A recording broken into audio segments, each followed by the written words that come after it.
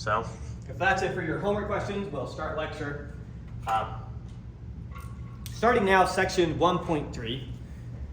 This is the last section of chapter 1 that we're going to cover, which means you have chapter 1 test next week.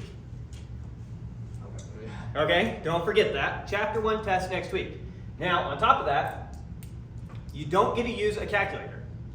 However, I do allow you to use a sheet of notes. So you may need to know some of these identities. I don't expect you to memorize those. You'll accidentally memorize them throughout the course, but I don't expect you to just memorize those up front. I'm going to derive all these for you today so that you can see where they all come from. That's all we need to know, though. Well, no. Besides the obvious. You also need to know all sorts of other stuff. Everything that we've covered and all the stuff from your previous math classes. Oh, that's just all from today. This is just what we're covering today. I'm going to derive all these for you real quick. So we're doing our second stab at our trig review. Our first trig review was, I just focused largely on just the unit circle and getting you comfortable with that. Yeah. Now we're going to do the trig review the way the author does it. So following section 1.3. We're skipping over section 1.4. Section 1.4 is teaching you how to use your graphing calculator.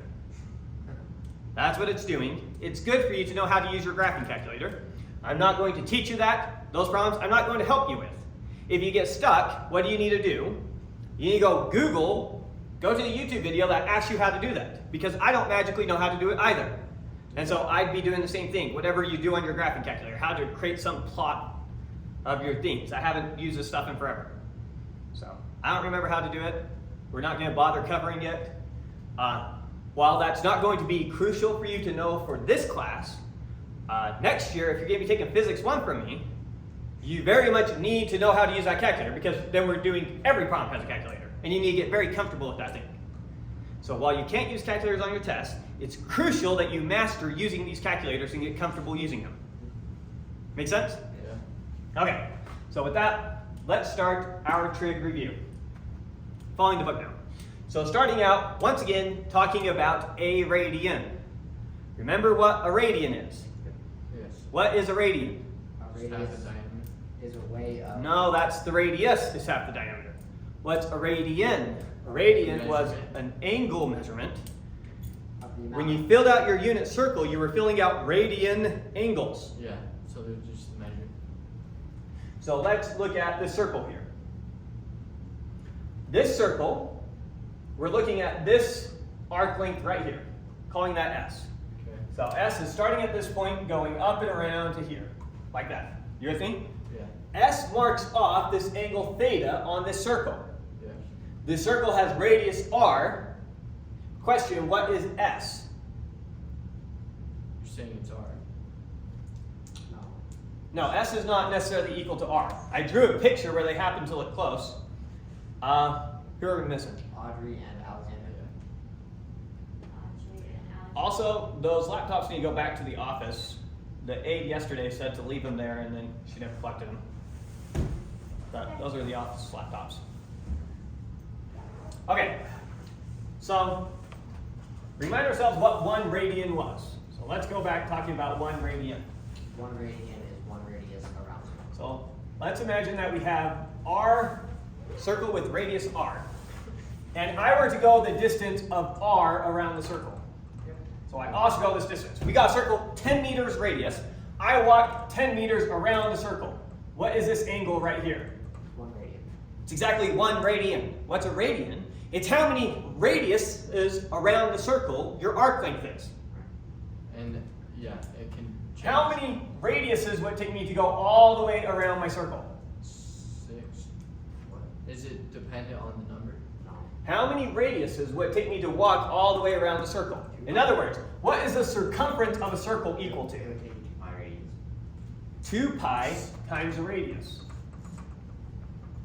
Yeah, 1 pi. Yeah, that makes sense. That is your circumference of a circle. Yes. What's the R for? You don't. Your need- radius. I know, but if 1 pi is already just half the circle, 2 pi would be this. No, 1 pi is not walking halfway around the circle. Imagine that I built a circle with 10 meters as its radius.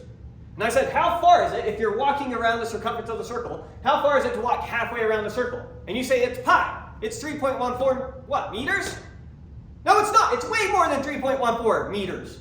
Yeah. The radius already is 10 meters. Walking halfway around a circle like that is going to be roughly 31 meters. Yeah. Or in other words, half the circle would be your radius times pi. That'd be half your circle. If you walk all the way around the circle, how far are you going to walk? 2 pi. 2 pi times your radius. Times radius. Okay, that makes So sense. if your radius is 10 meters, then you're going to walk well over 60 meters going all the way around that circle. Yes. Okay, I see. Whereas, if your circle only has a radius of 1 meter, well, then you're only going to walk a little over 6 meters walking all the way around the circle. Yeah. You see it? So a radian is the arc length of one radius. How do you know when you've walked a radian? If our circle has a radius of 10 meters and you're walking on the circumference of it, once you've walked 10 meters, you've walked 1 radian. Okay, yeah. Yep. If our circle had a radius of 5 meters and you walked 10 meters, you've now walked 2 radians. Yeah. Make sense? Yes. Yep. Okay. So back to this picture. So we've got a circle, radius r. You've walked theta radians. How far have you gone? Radian. Oh. One radian. No, you're looking too much at the picture. Let me do a different angle. Okay, this time you went this far. Okay. It's still theta, Yeah. and this is still r. How far did you go? You went 1 radius, 2 radius. Let's pretend that that was 3 radians. How many radiuses would you have gone? 3. 3 radiuses. Yes. What if that was a half a radian? How many radiuses would you have gone? Half a radian. Half a radian. Half a radius. Let's say you use theta radians. Then theta radiuses. Oh, yeah. Theta times r. Yeah. This is why we love radians. Converting between your angle and your arc length is as simple as multiplying by r. Okay. Similarly, you could also think about this as theta is equal to s over r, where s is your arc length. If you know the arc length and the radius, you can quickly calculate the angle. Okay. Yeah. If I tell you I walked 30 meters around a circle that had a radius of 10 meters, You walk 3 radians. then you walk 3 radians. Tell me it in degrees. Exactly. What a dumb question. Who wants to work with degrees? Oh, I can't get it. Okay. Right. We don't like degrees. Degrees are a waste of our time. You're going to get very comfortable with radians, and you're going to learn to hate degrees. That's that. I like And this is why. And the author makes a note that from here on out, anytime you come across an angle, it is assumed it is in radians. So unless he explicitly gives you degrees, we're always assuming it's in radians. And then there's always just gonna be theta, which is Theta is just a variable to represent that. I So, could have just as theta. easily called this alpha. That's another common one for angles. Yeah. It's just like, you know your formula. Look at the formula you used this morning. Yeah. I didn't use that, but Well, it was written this morning. The point is, the A, B, and C there are understood to be constants, and the X is understood to be a variable. And it's just convention with how we use it. As a matter of convention, we use thetas, alphas, betas. We use these Greek letters to symbolize angles. So that when you're dealing with a messy picture, you instantly know, oh, R is a radius, and theta, that's the angle. yeah. So it's just a convention to help you keep track of what's talking about what. Yeah. But there's nothing sacred about theta. It's an arbitrary choice. We could put any squigglies there we wanted. It's just a symbol. All right. Okay. So there is one of your important formulas that you will use time and time again. It's never going away. Arc length is equal to radians times radius. Arc length is. We typically use an S for the arc length. So S is the distance around, it's an arc length. It's not a straight length, it's an arc length. Yeah. We'll typically use S's for arc lengths. Radius is times radian. Yes, Okay. I can get that. right. Okay, so that's a quick recap on radians. Now I'm going to give you the author's way of introducing the 6 trig functions. I like to give you sine and cosine and go through the unit circle, and then derive the other 4 using sine and cosine. That's not how the author does it. Here's how the author does it. We start with the circle of radius r. Okay. Pick any angle theta you want. Draw that angle. Here it is. Good so far? Yeah. Now, drop an altitude down to your x-axis, regardless of where your angle lands, doesn't matter. Okay. That distance we're going to call x, this distance we're going to call y. Okay. Notice that in this context, x isn't necessarily a distance, sorry. It's the coordinate and y is the coordinate. So x could be a negative number, y could be a negative Oh, number. just the coordinate. Yeah, x could be -3, for example. Yeah. Yes. Okay, so here's your x, here's your y. Then by definition, cosine is x over r. Sine is y over r. Tangent is y over x, etc. Yeah. And That's so just it. That's those 6 ratios, by definition, here they are. Okay. That's how he introduces it. I don't like that as much. I like starting with sine and cosine, using the unit circle to define them, and then defining those in terms of sine and cosine, but that's how he introduces them. Okay, yeah, that makes sense. That make sense? Okay. And, well, I don't want to say that now, because it is dependent upon the circle. Okay. So, sorry, I'm going to try and follow along in the book here just to make sure I don't skip anything. When you see a trig function that does not have, for example, like just regular cosine, there's nothing multiplying cosine, is that understood to be on the unit circle? So like, if you have a... 'cause If the you trig just function- have cosine and then some argument, Yes, something like theta or whatever. then that will always give you the x coordinate on the unit circle. That's the way I like to define the function. I don't like this way of defining it. Wait, so in a calculator, for instance, if I put 66 degrees and then cosine, what's the formula that cosine represents? That is a calculus 2 question. It represents a function. First off, it's doing it in terms of radians, but it's an infinite series that it's adding up. Yeah. It's what are they adding? What do they need to add? Huh? What are they adding? It's going to look something like, I'd have to think about it for a sec to come up with the correct one, so I'm going to lie to you a little bit, but here's roughly what it looks like. It's going to look something like 1 plus theta, or probably minus theta squared over 2 plus theta to the 4 over, let's see, times 3 would be 6, times 4, 24, minus dot dot dot. So it would just be manipulating the...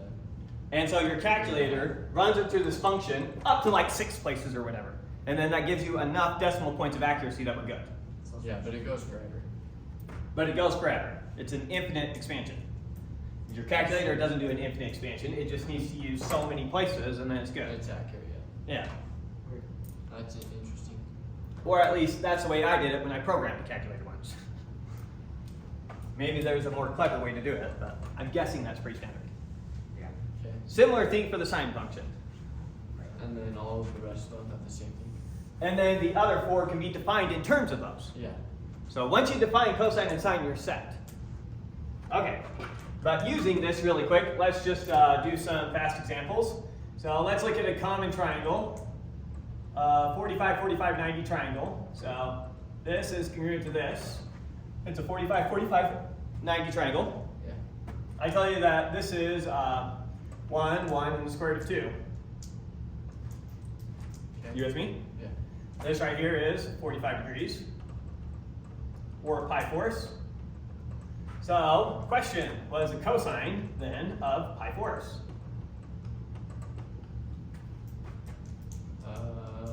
1 over 1. They're all the same. So. 1 over root 2, x over r, Well, that means using this 1. definition. All right. What? I can just root that though to 1. Hold on, Root you're 2 is you're 1. messing up the algebra because you're trying to do it on your head. 1 over root 2. So that's root 2 I'm just translating it. Now, I'm going to multiply it by 1 so I don't change it. Yeah. If I'm going to multiply it by 1 so I don't change it, I have to do multiply by root 2 over root 2. Okay. And now I get root 2 over 2, which you've already memorized, is the cosine of pi fourths. Yeah.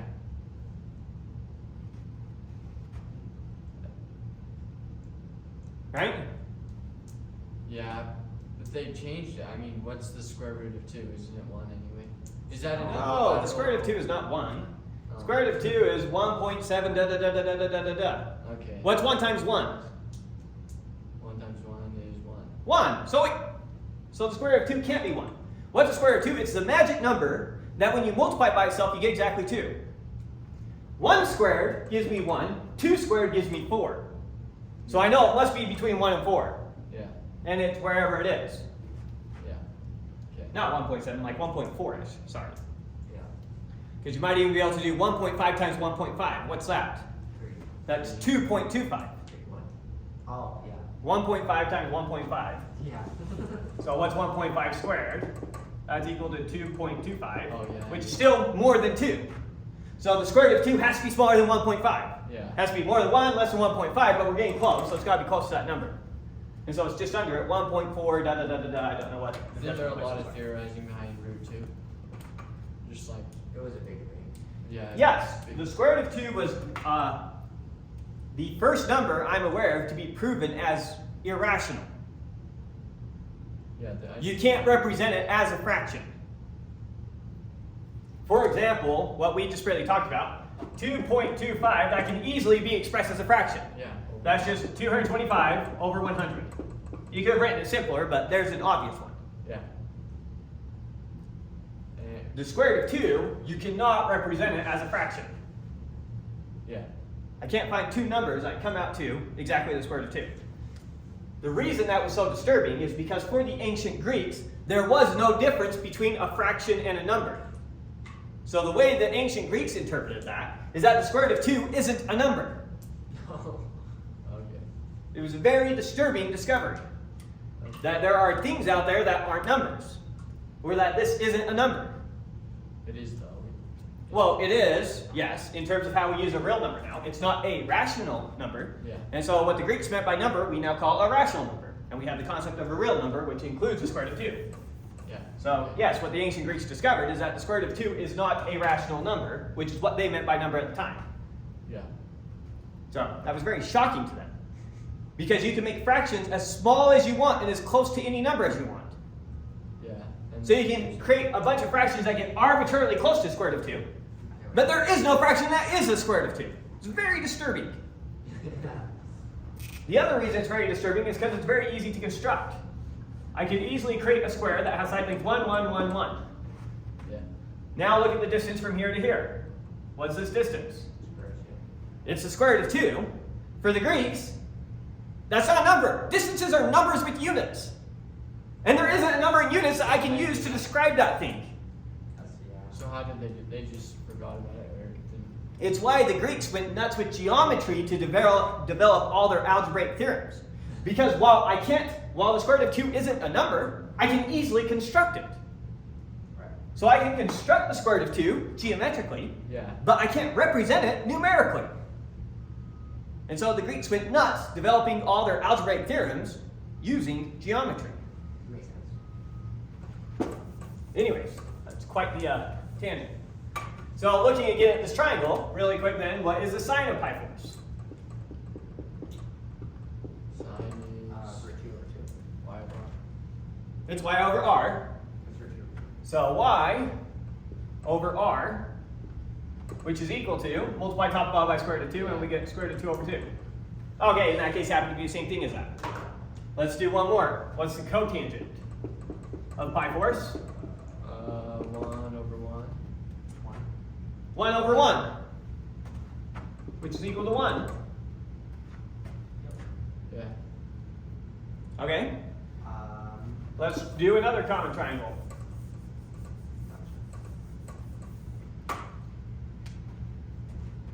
Give you a triangle here. This time I won't tell you what the angle is. Some theta. But I tell you this side length is 3, this side length is 4, this side length is 5. And so you know it's a right triangle because it satisfies the Pythagorean theorem. Yeah. Okay, question. Whatever that angle is, that mysterious angle, what is the sine of that angle? Bit. 4 over 4 fifths. 5. Yes. Yeah, so whatever the angle is, I don't know.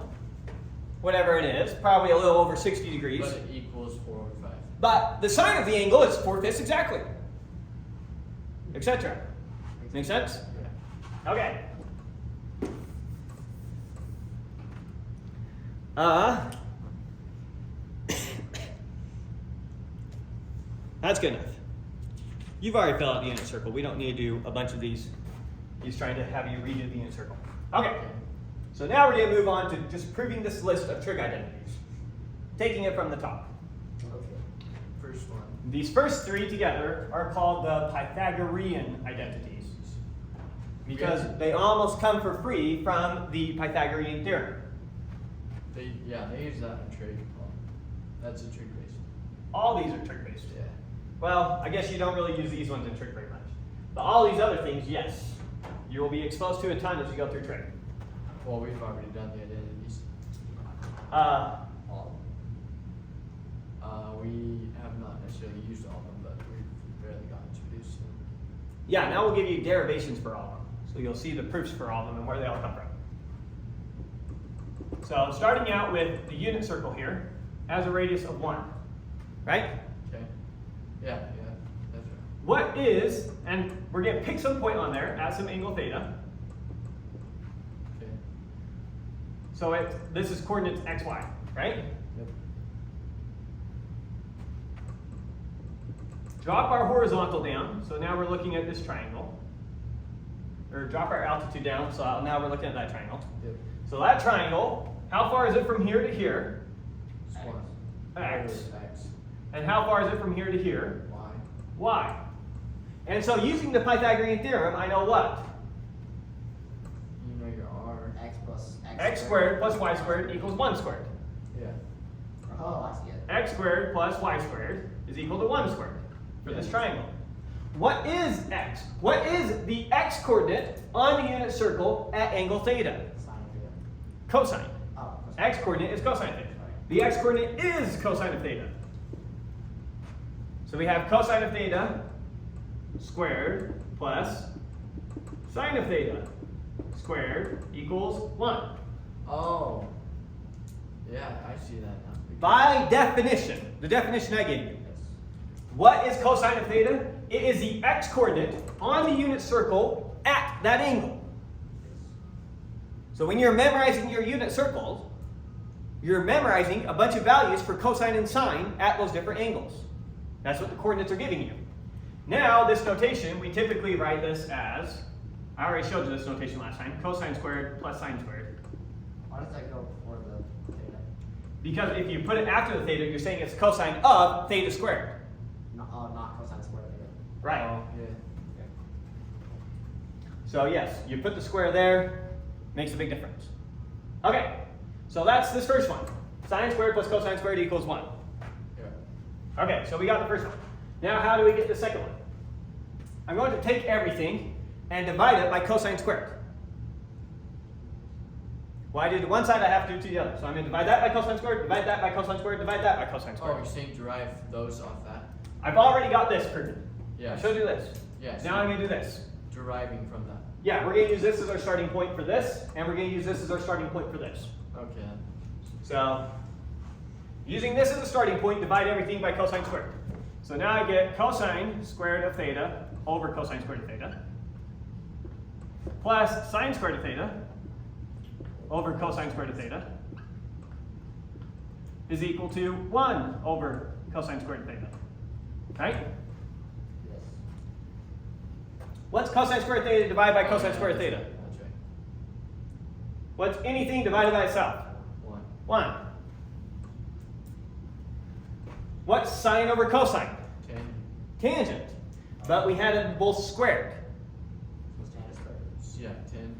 So this is equal to tangent squared of theta. Right? Yeah. And then that's 1 over. And then what is 1 over cosine? What's the reciprocal of cosine? Secant. Secant? Secant. Remember, you have an S with a C and S with a C. Okay. Secant, that's right. So here we get secant squared. Oh, that's right. Why are you flipping that side? What do you mean? You're just simplifying it because I could Yeah. still leave it over 1 over cosine squared. Can I? You don't have to do any of these manipulations that we're doing. All I'm doing is trying to show you that this equation is true. Oh, okay. Okay. Right? And so we got that equation. There it is. So we did this one, now I'm going to do this one. For this one, I'm going to take this as my starting point again. Except for now I'm going to divide everything by sine squared.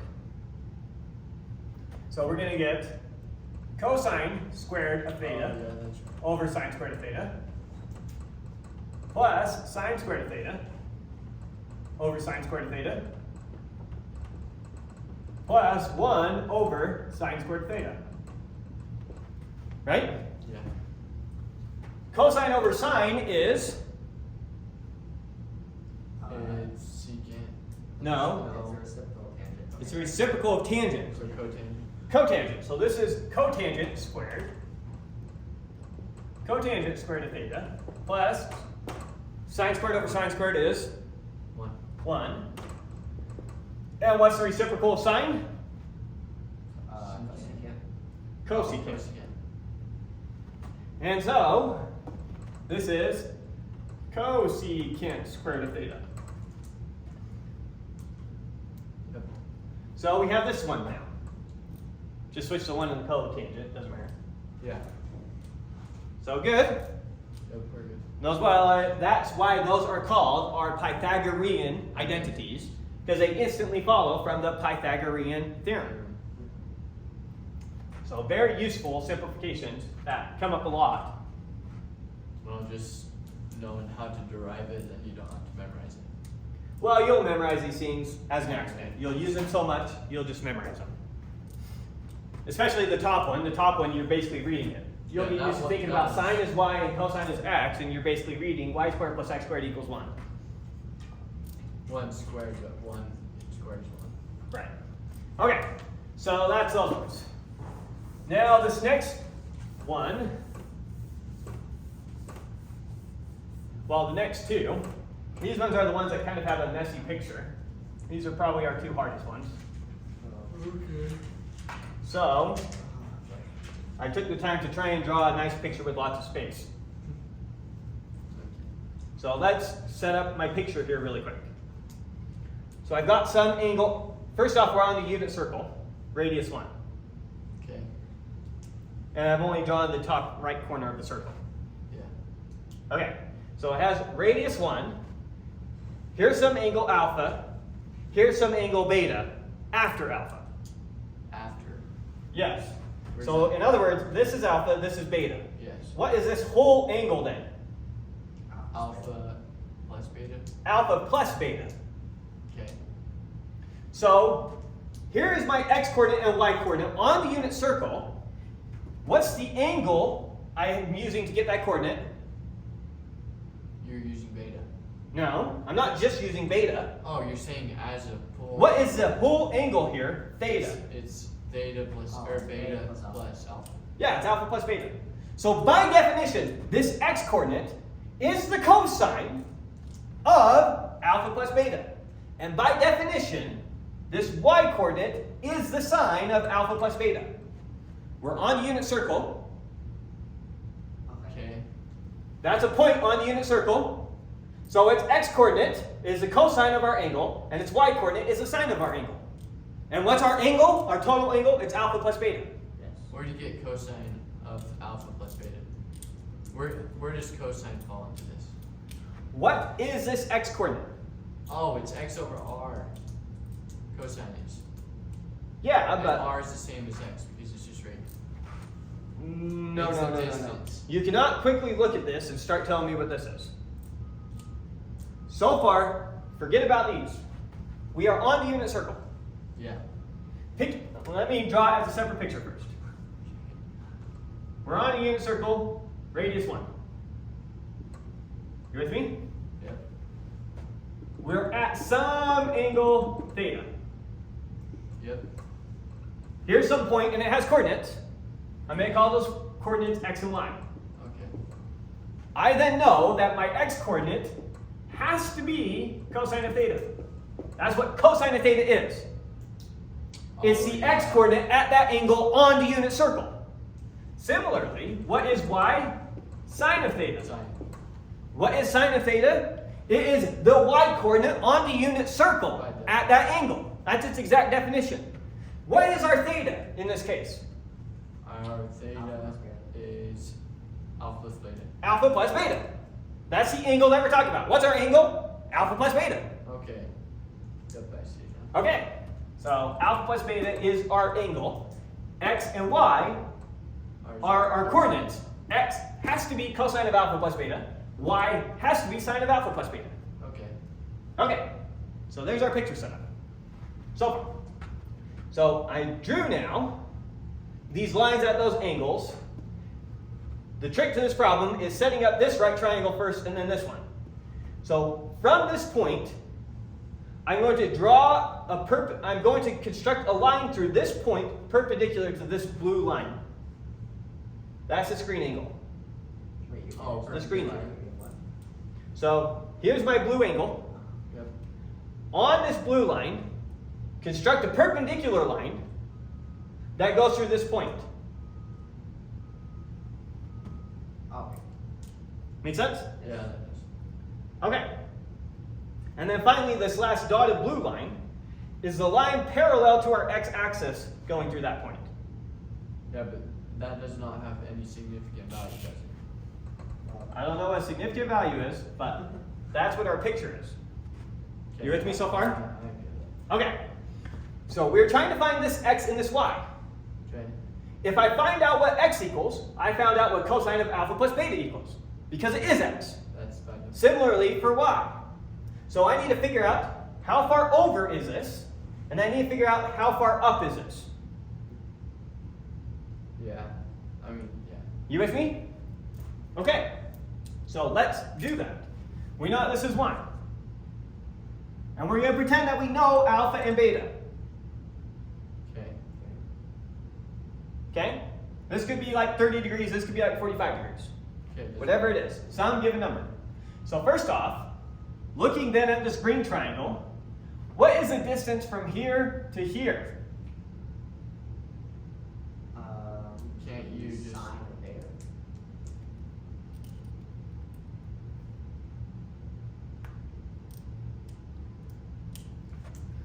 Let me draw the green triangle again over here. Okay. So drawing our green triangle, we know that this is 1 and we know that this is beta. Yes. Okay, how tall is our triangle? It's whatever y is. Sine of beta. Right, it's just going to be sine of beta. It's the sine of our angle. Okay, yeah. And similarly, what's our x right here going to be? Cosine. Cosine. Cosine of our angle. And we know that. Why? Because our hypotenuse here is 1. We couldn't just put this Oh. triangle on the unit circle. Okay, that's where I'm If this hypotenuse were 5, then you could. then this would be 5 times cosine of beta, and this would be 5 times sine of beta. Yes, okay, I see. Give you back not using what the author gives you, but what I like to give you as these exact definitions. You can derive it from that. But in general, for any triangle, x is always and forever equal to r times sine of theta, or sorry, this is y. R times sine of theta, and x is equal to r times cosine of theta. Now you can see how you can get that from one of these. Multiply both sides by r, and you Yeah. quickly get it. Multiply both sides by r, and you quickly get it. Oh, yeah, you're right. Okay, that makes sense. So if our r is 5, then our y is 5 times sine of beta. Yes. Well, if our r is 1, Then it's just the same. then it's just 1 times sine of beta, which is sine of beta. And it's just 1 times cosine of beta, which is just cosine of beta. Yes. You with me? Yes. Okay, so that was us redrawing this triangle. Yeah. So I now know that this distance right here is what? Cosine of beta. Cosine of beta. So this distance is cosine of beta. And the height here, I don't know if we're going to need this height, but the height here is, Sine of beta. oh yeah, we will. Sine of beta. Okay, so we got those two lengths, right? Going to calculate this side now. So redraw our triangle over here. Well, we're assuming we know beta and alpha, right? So Yes, if I give you alpha and beta, I want you to be able to tell me what's cosine of alpha plus beta and what's sine of alpha plus beta. So why can't we just combine the angle and then just do everything is cosine of beta plus alpha and then sine plus beta plus alpha? Okay, practical example. put a pin in it so that you can see where this is useful in practice. Okay. You with me so far? Yeah. Okay.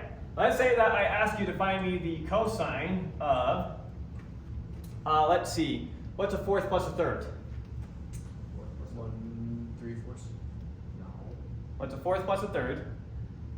I need to see it. Alright. Find me the cosine of 7 pi 12ths. Okay. That's not in your unit circle. Yeah, that's How are you going to figure it out? But this is equal to the cosine of pi fourths, which you know how to do, plus pi thirds. Oh. So- breaking it up. Yeah. No. Well, no, it's I still didn't in get there. 7. The point is, you don't know how to do this. Yeah, but I didn't get 7. You didn't break down 7. No, he added a pi 4 to pi third. This is equal to, write it out very explicitly, 4 pi over 12 plus, oops, sorry, that was 3, I was looking wrong, plus 4 pi over 12. 7 pi 12. Oops, cosine of that. Ah! Need more space. Pi thirds da da da equals cosine of that. Okay. Oh, you just simplified it. Okay, yeah. So the point is, you don't know how to do this. That's not an angle you know how to work with. Yeah. You know the cosine of pi fourths, root 2 over 2. You know the cosine of pi thirds, root 3 over 2. It's- Oh, oops, it's cosine. root 2 over 2. That one's 1/2. But cosine of pi thirds is Oh, 1/2. yeah. But the point is, that doesn't magically make you know how to do this. Yeah. And you can't just go and add, it's not like you can just go, well, this one's root 2 over 2, this one's root 3 over 2, and just add them together. Why, by definition, you can do that, can't you? No, no, no, no. This will give you a number bigger than 1. Yes. That can't work. Look at it. The Oh. x-coordinate here is 1. Yeah. The x-coordinate here is, Less than 1. let's go, the x-coordinate of a really small angle is basically 1. Okay. The x-coordinate of another really small angle is basically 1. Yeah. So when you add those two angles, then its x-coordinate is going to be basically 2. Yeah, no. No, it doesn't work that way. And in fact, you'll notice as our theta gets bigger, our x-coordinate starts out by getting smaller. Yeah. So you can't just do that. That's way too simple math. Yeah. So we're going to come up with how to work with these. Okay. Okay. So far in our picture, we worked with green triangle, and we found its height and its base. Okay. Now we're going to work with blue triangle. So blue triangle looks something like this. We know that this is alpha, Yep. and we know that our radius is what? Cosine of beta. Our r is cosine of beta. Now what is our x down here? The x is. The x is your r times the cosine of your angle. It's r times the cosine of our angle. Oh, yeah, we did. And our height is r times the cosine of our angle. Or times the sine of our angle. Yeah, it's not same. Okay, yeah. Make sense? So now we know this distance and this height. Yeah, okay. We did these though already, so that makes sense. So this is cosine of beta times cosine of alpha. And this is cosine of beta times sine of alpha. With me? Yep. Okay. So erase that for a second. Now I'm going to do one more triangle. I'm going to drop my altitude down from this point to this blue dotted line, which is parallel to the x-axis. Okay. Okay. Oh, that makes sense. If I can do this somewhat decently. That was awful. Can't rest my arm on there. Have to keep my hand up. Looks awful, but I think you get it. So now we're looking at this triangle. Make sense? Yep. Okay. How's the best way for you to see this?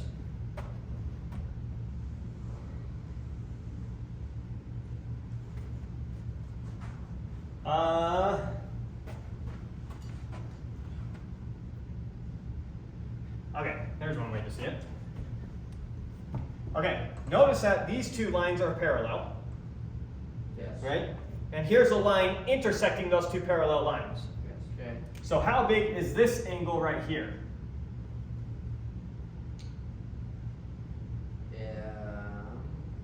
It has to be the same big as this angle. It's, wait, Those are, what do they call it? Is that alternate interior angles? oh, Exterior. no. No, those would be the interior. Oh, yep, you're right. That's alpha. Okay. So you see how this is alpha? Yes, I mean, Okay. Yeah. could be both, yeah. So then, this whole thing is 90 degrees. Okay. So this portion is 90 degrees minus alpha. Yes. So, maybe do that in black. This angle right here is 90 degrees minus alpha. You with me? Okay. Okay. The angle sum of any triangle is 180 degrees. Yeah. Looking at this triangle, how big is this angle? 90. So this angle plus this angle have to be 100. Or have to be 90, sorry. have to be 90. Sorry, yes. Yeah. Correct. Make sense? Yeah. So if this is alpha minus 90, how big does this have to be in order for their sum to be 90 degrees? Whatever that number Difference is. of, the difference of. I need, this one is 90 degrees minus alpha, Yes. minus alpha. I don't know what this mysterious angle is up here. Yes. So far we'll call it x. Okay. But when I add those two angles together, what do they have to equal? What are they? 90. Oh, 90, yes. Oh, yeah. 90. All three of them, if we include the right angle, are 180. Yes, Those two together have to be 90. yes.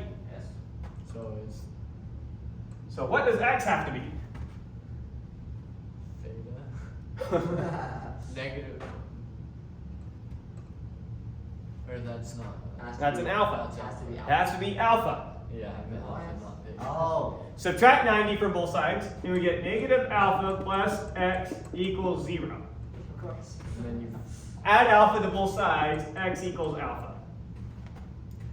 Yeah, that makes so much sense. Yeah. add alpha to both sides.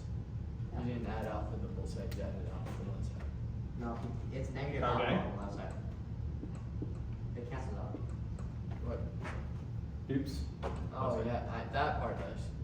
So take that, add alpha to equals both sides. 0. Okay, yeah. I Alpha was minus saying alpha something is different. 0 plus x equals alpha, x equals alpha. Or you could have thought about it just using your common sense.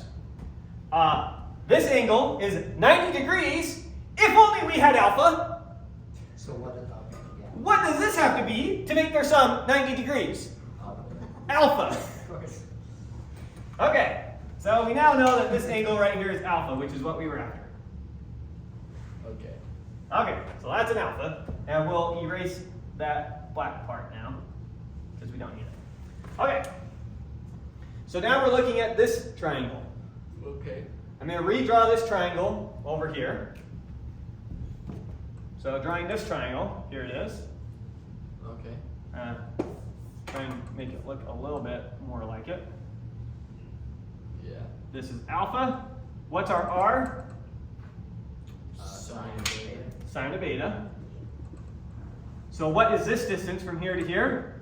Sine of beta times cosine of alpha. It's R times the cosine of the angle. Yeah. And this is R times the sine of the Oh, angle. yeah, okay. Okay, so plugging in those values now. This one right here was Sine of beta times cosine. sine of beta times cosine Well, alpha. Okay. And then this one down here was, Sine of beta times sine of. I'm going to write to the side here. Sine of beta times Alpha, sine of alpha. sine of alpha. sine of alpha. And that is this distance for that. Right? Okay. Yes. Okay. And now we have everything that we need, looking at this picture, to answer our $1 million question. what is our x-coordinate?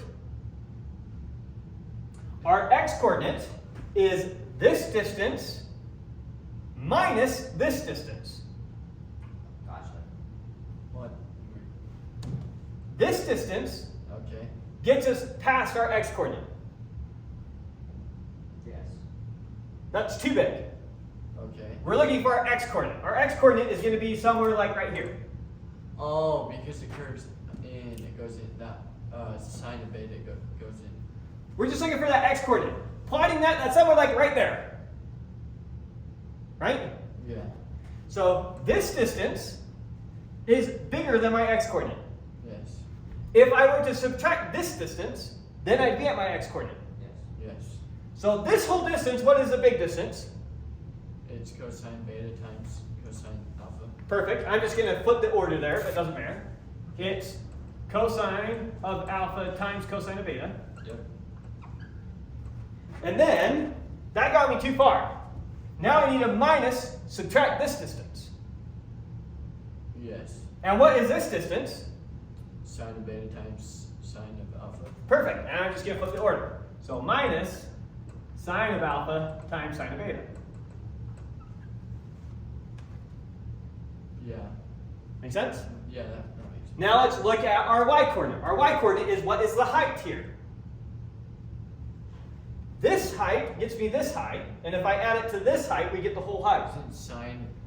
Isn't it just x? No, now how high up are we?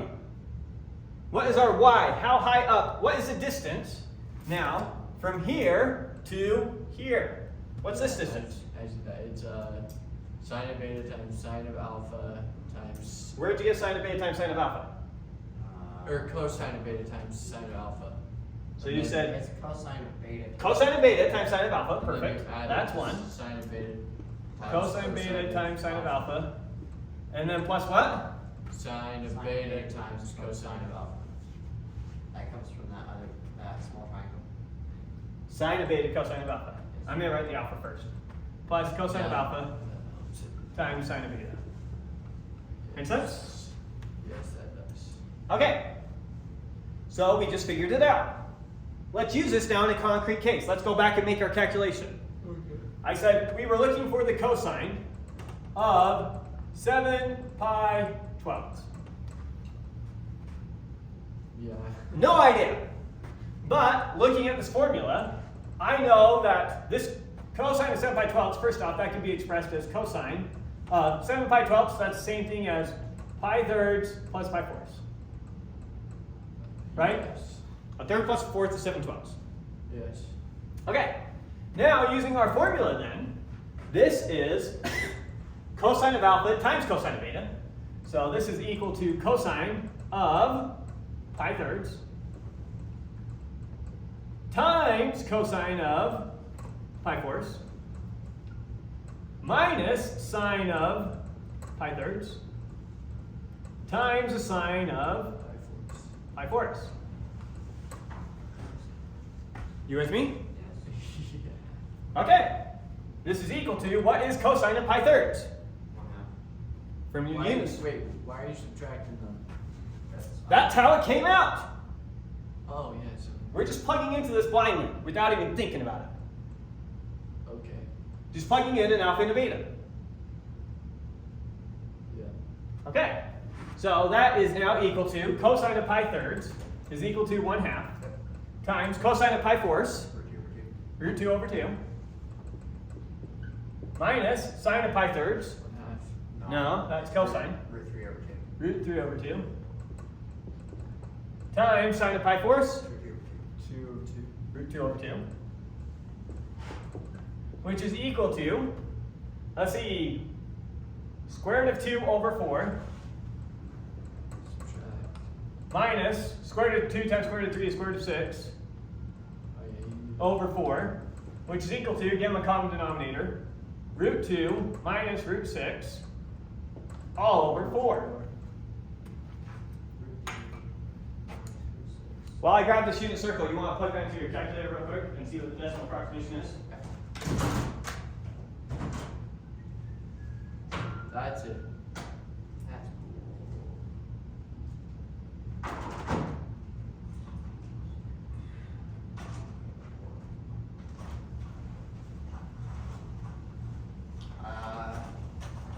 just drag this on here really quick.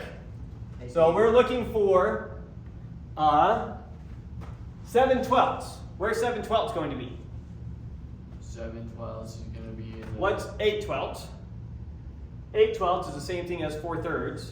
Yeah. Or sorry, What? Pi over 3. It's going to be over pi over 8/12 is the same thing as 2/3.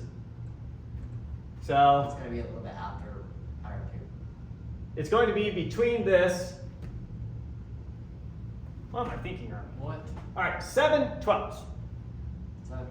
So here's a 12. 1, 2, Well, I'm 3, just saying. your 4, picture 5. you drew down Oh, there is no, that way- is right. It's getting landed on 45. So 1, 2, 3, 4. What am I doing wrong? Something's wrong. That's 2/12. 2/12, 4/12. 4/12, 6/12, 7/12. There we go. Okay. Weird in my head. So it's going to be roughly right here. Right? Yeah, but your picture's way off. This is just a random picture. We didn't know what the alpha and beta were. Okay. Well, Alpha could have been 120 degrees.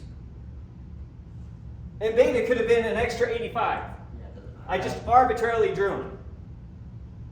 Yeah, but it would have thrown off the x the y coordinate, but I get it. Okay. So we just blindly plugged in. Yep. Right? Yeah. So 7/12, that's going to be right here. Yeah. What should our x coordinate right here be? Just roughly. Like minus 0.2, 1. Yeah. maybe minus 0.3. Oh, 0. What? 0 is right here. 0 x coordinate's right here. Well, yeah, but you said. How far to the left is this point? It's not 1, 1's clear over here. Yeah, it's It's like like 0.3. 0.3 would be more like that. It's going to be like 0.2. Yeah. Minus 0.2, right? And what does it come out to? minus 0.25. Minus 0.25. That makes sense. That makes sense. So we were able to find the cosine as some angle that we didn't already have in mind. Yeah. No, I get that. But can't you just Okay, what? put that into a calculator? Well, you're not gonna get the exact angle. You'll only get You could get this exact now. Here's exactly what it is. Your calculator can't give you that. Well, it could. It can't. But what he spits out is some decimal approximation of this. Here it is precisely. That's exact. No rounding. Yeah. That's perfectly what it is. Yep. Yes, you could have plugged that into your calculator and got an approximation. But without even using a calculator, I could perfectly calculate it. Yeah. In other words, on your test, an angle like 7/12 is fair game, and I can give you that. And you don't get calculated. And you may have to calculate the cosine of 7/12. But we get a sheet for identities, right? You get a sheet for identities, yes. I'll also let you use a unit circle. Did we covered both of those identities, right? We Ones that covered- you added? oh. Yeah, Both those. Those are right here. and they're pretty much the same. Well, they're a little bit different. Slight difference now is this was a sum of angles. It turns out if we would have done a difference of angles, if we would have made that minus, you make this a plus. And if you would have made this one a minus, you make this one a minus. Really? If you had subtracted them. And so you'll notice how I have it written here. Cosine of alpha plus or minus beta is equal to cosine of alpha times cosine of beta minus plus sine of alpha times sine of beta. In other words, if you put plus there, you put minus here. If you put minus there, you put plus here. Yeah. This is common notation used in giving formulas. With the sign, it's plus minus plus minus. So if you put plus here, put plus here. If you put minus there, you put minus there. Okay. And I'm not going to do a derivation for the minus case. But you basically take the second triangle and flip it down. Yeah. That's cool. Okay. That was a little bit. Yeah.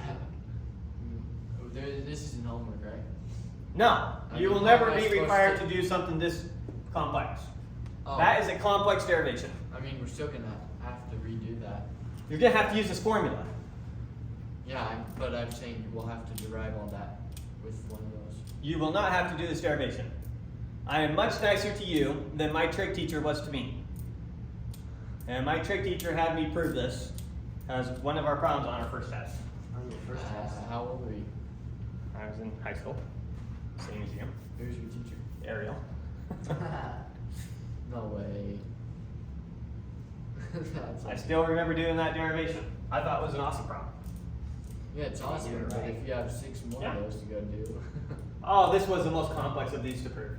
The rest of these have much easier proofs. No, I'm taking some other problems very similar to 7 pi over. This was the hardest derivation we had to do, How did because you, it's the hardest derivation of the identities. you constructed that line, that on that green triangle, the line that has the right angle, that right angle is to the hypotenuse, no, to the, yeah, that angle. That's right, that is a right angle relative to the hypotenuse of the blue triangle. Yes, relative to this angle, alpha. Where did you decide, how did you decide the length of that blue triangle? Why did you draw that specific length? Is that just arbitrary? Oh. Okay. I drew this line in, dotted. Uh-huh. I came down and I made a perpendicular from this point to where it intersected this line. And then filled that in. I discovered this distance. I didn't have this distance. Right, okay. You're saying- It's a common geometric construction. So in Euclid's Elements, you're given this exact problem. He says, I give you a line and a point not on the line. Your job is to construct a line perpendicular to this line that goes through that point. That's a geometric construction that you do. That's exactly what the problem is. We've got some line and a point not on the line. What line is perpendicular to? This line. So I construct a line at alpha, Right. and I got a point not on this line. Here's my L in this case. It's this line. Construct a line perpendicular to it that goes through that point. Common geometric construction. Good? Yep. Yeah? I hope so. Okay. So that takes care of the hard one. Now, let's move on to easier things. Do the next one. These two are just special cases of these formulas. So I'll start with this one. Sine of 2 theta, what is that?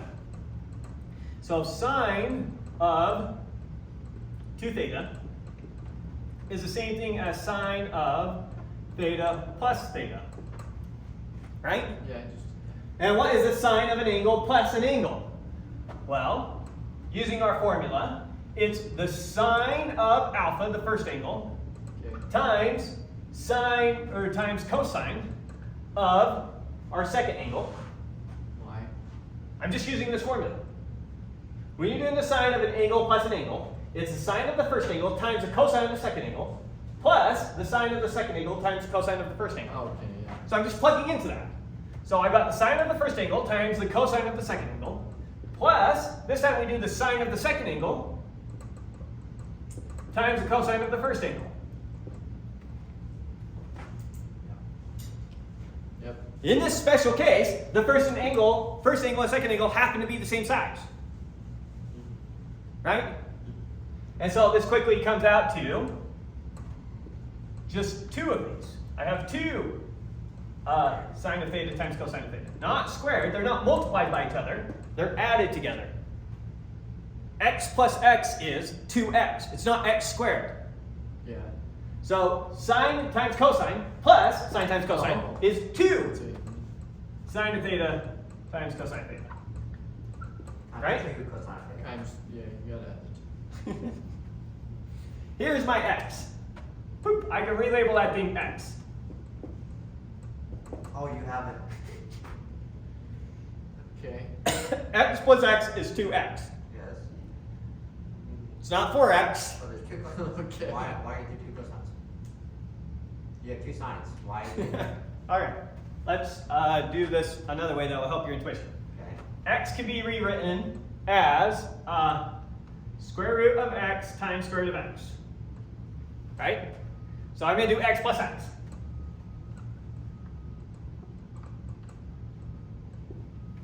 Right? Okay. This is the same thing as x plus x, which we already know ahead of time that better come out to 2x, right? Yeah. Okay, let's see. I have 2 of those. Oh, and I have 2 of those. So I have 2 square roots of x times 2 square roots of x. Okay. Something like that is what you're saying? which would then give me 4 times square root of x times square root of x is x.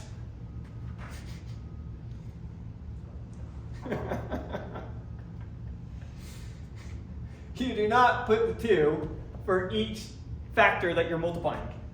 You have one of these and another one of those. You have 2 of those. Okay. And the fact that these can be expressed as a product of 2 things, who cares? You have sine of theta times cosine of theta plus sine of theta times cosine of theta. Let's try another one. You know that 6 plus 6 is equal to 2 6s. I can write 6 as 2 times 3. Let's not do one that has a 2 in it. So let's do prime factorization that is 3 and 5. So I'll do 15 and 15. All right. 15 plus 15 is equal to 2 15s. Right? 15 can be expressed as 3 times 5. 3 times 5 plus 3 times 5. I cannot say I have 2 3s times 2 5s.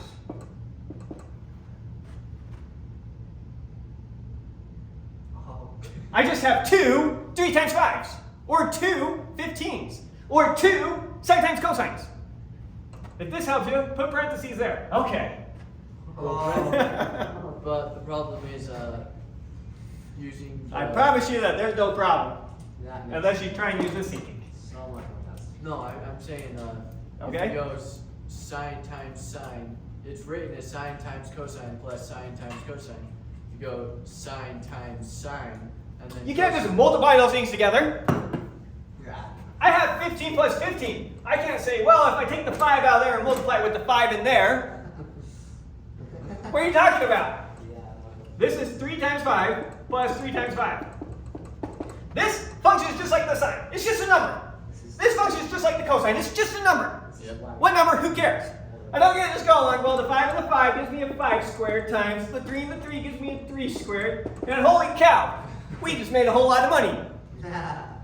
You give me 15 bucks and 15 bucks, and suddenly we got thousands of dollars. They're just numbers. Yeah. Okay. Okay. This is why we have a word of version. Back to sanity. It's funny how just using different symbols throws your intuition out the window. Yeah.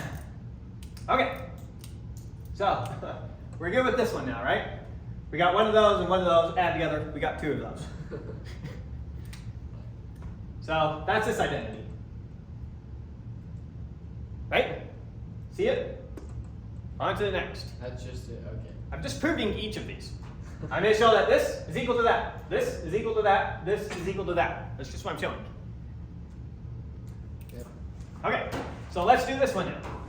I'm trying to find what does cosine of 2 theta equal. Well, I'm trying to prove that it equals this thing. Yeah. Okay, what am I going to do? I'm going to think about this as cosine of theta plus theta. Okay. Okay, and now I'm just going to blindly use this formula. That's the cosine of the first angle times the cosine of the second angle minus the sine of the first angle times the sine of the second angle. If you have a plus there, use minus there. Yep. Okay, so this is equal to, just blindly using the formula, the cosine of the first angle, maybe put parentheses there so we don't confuse you, times the cosine of the second angle, minus the sine of the first angle, times the sine of the second angle. You with me? Okay.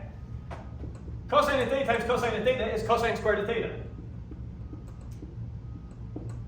Oh yeah, that's right. Sine of theta times sine of theta is sine squared of theta. All right, we did it.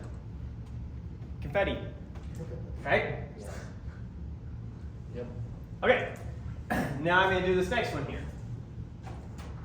Yep. I'm going to start with this to derive this. So, go ahead. Oh yeah. No, sorry, you're fine. So I know that cosine of 2 theta is equal to this. Maybe I'll just write that down here to help us remember what we were saying. I know cosine of 2 theta is equal to this.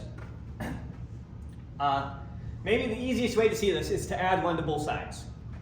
So I'm going to add 1 to both sides. And be careful, I always spell 1 funny.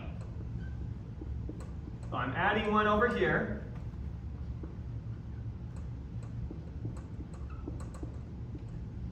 And I'm going to go ahead and add 1 over here.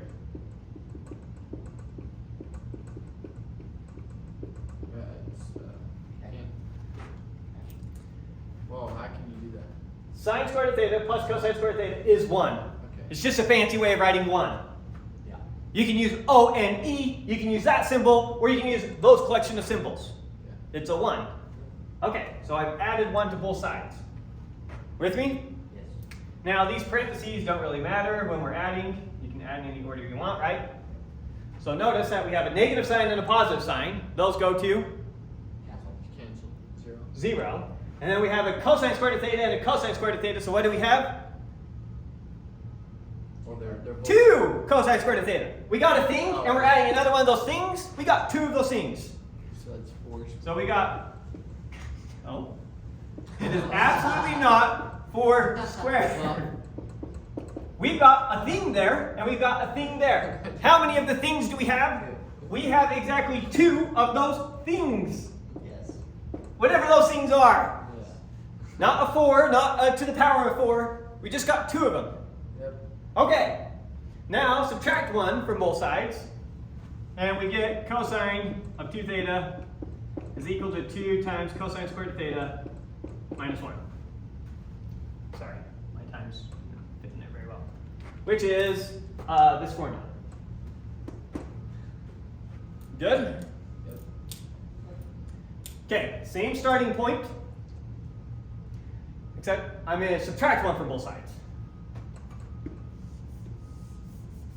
So starting here, I'm going to subtract 1 from this side.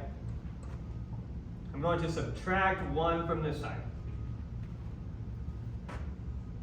With me so far? Okay. Now, since I'm subtracting 1, we have to distribute the negative. So I have cosine of 2 theta minus 1 is equal to cosine squared of theta minus sine squared of theta, distribute the negative, minus sine squared of theta minus cosine squared of theta. Okay. Minus cosine squared of theta and cosine squared of theta, what happens? 0. Those cancel each other out. I've got negative a thing and negative a thing. How many of those things do I have? Negative 2 of those things. So, cosine of 2 theta minus 1 is equal to negative 2 sine squared of theta. Yep. Yes. Finally, move the 1 to the other side. So add 1 to both sides, and I get cosine of 2 theta is equal to 1 minus 2 times sine squared of theta. Yes. Good? Can't the 1 subtract from the 2? No. No. No. No. The 2 is a coefficient for sine squared theta. Yeah. Yeah. Yes. Not by a mile. Yeah. Yeah. Okay. You guys are finally going to learn how to do some basic algebra in this class. No place like calculus. Okay. So we did those. Okay, on to this one now. Okay. Okay. For that one, what do we want to start with? I need to relate half an angle to double itself, and it's going to have a. Oh, okay. I'm going to use this top one as my starting point. Okay, so just to make my starting point extremely clear, we're going to start with cosine of 2 theta is equal to cosine squared of theta minus sine squared of theta. And just so I don't confuse you with my final answer, I'm going to not use theta here. I'm just going to use a phi. Phi, just an angle, just a different variable. Doesn't change anything. Yep. Right? Same thing. Okay. Now, let's see. We're doing cosine first. So I'm going to solve for cosine of phi. Okay. So get this by itself, move everything else to the other side. So I got cosine squared of phi is equal to, I'm moving this to the other side. So it's equal to cosine of 2 phi Sine squared. plus sine squared of phi. That's theta. You drew theta. Thank you. But before I do that, actually, I want to make a substitution. Okay. Let's look at this one really quick. Yep. Okay. From that, you can see that sine squared of theta is equal to 1 minus cosine squared of theta. See that? Yeah. Yeah. Basically, I'm looking ahead and I'm seeing that I only have cosines and where I'm going. So I'm going to rewrite my sine in terms of my cosine. Okay. So, rewriting this now, we have cosine of 2 phi is equal to cosine squared of phi minus this. 1 minus cosine squared. With me so far? Oh yeah. And then distribute the negative, and so we get cosine of 2 phi is equal to cosine squared of phi -1. plus cosine squared of phi, and then I'll put the -1 in. You with that? Yeah. Okay? I'm going to move the 1 over here and add those together. So I get cosine of 2 phi plus 1, because we're adding 1 to both sides, is equal to 2 cosine squared of phi. Oops. Phi. Everything phi now. You with me? Divide both sides by 2, but I'm going to write this side first. So cosine squared of phi then is equal to cosine of 2 phi Over 2. plus 1 over 2. And let's root both them. And then let's root both of them. Over here in our final answer, this should be plus minus. Plus minus. Take the square root of both of them, and we get cosine You can't. of You phi can have a negative square root. equal to. No, it's the answer. You can't have a negative inside your square root. No.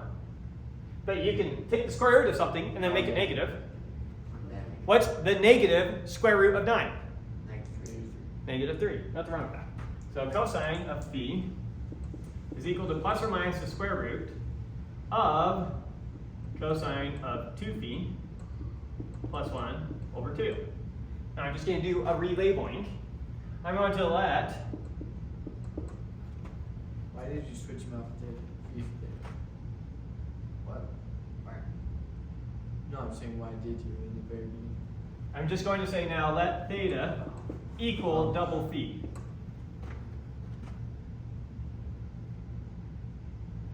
You did it. I'm just coming up with a variable. Yeah. Yeah. Let's say that you have some variable x, and I say I want to work with y, and I want y to be double x, and go on my merry way. Right. Yeah. Yes, so. Of course you can. Well, right. What do you got? Why? Did you? It's like I tell you the distance in terms of feet, and you say, I'm going to come up with this new thing called a yard, and a yard is 3 feet. Okay. It doesn't change what you're talking about. Right. If something was 9 feet, it's 3 yards. If something was 2 phis, it was 1 theta. Yeah. Yep. Yeah, that works. And if something was 1 phi, then it was half theta.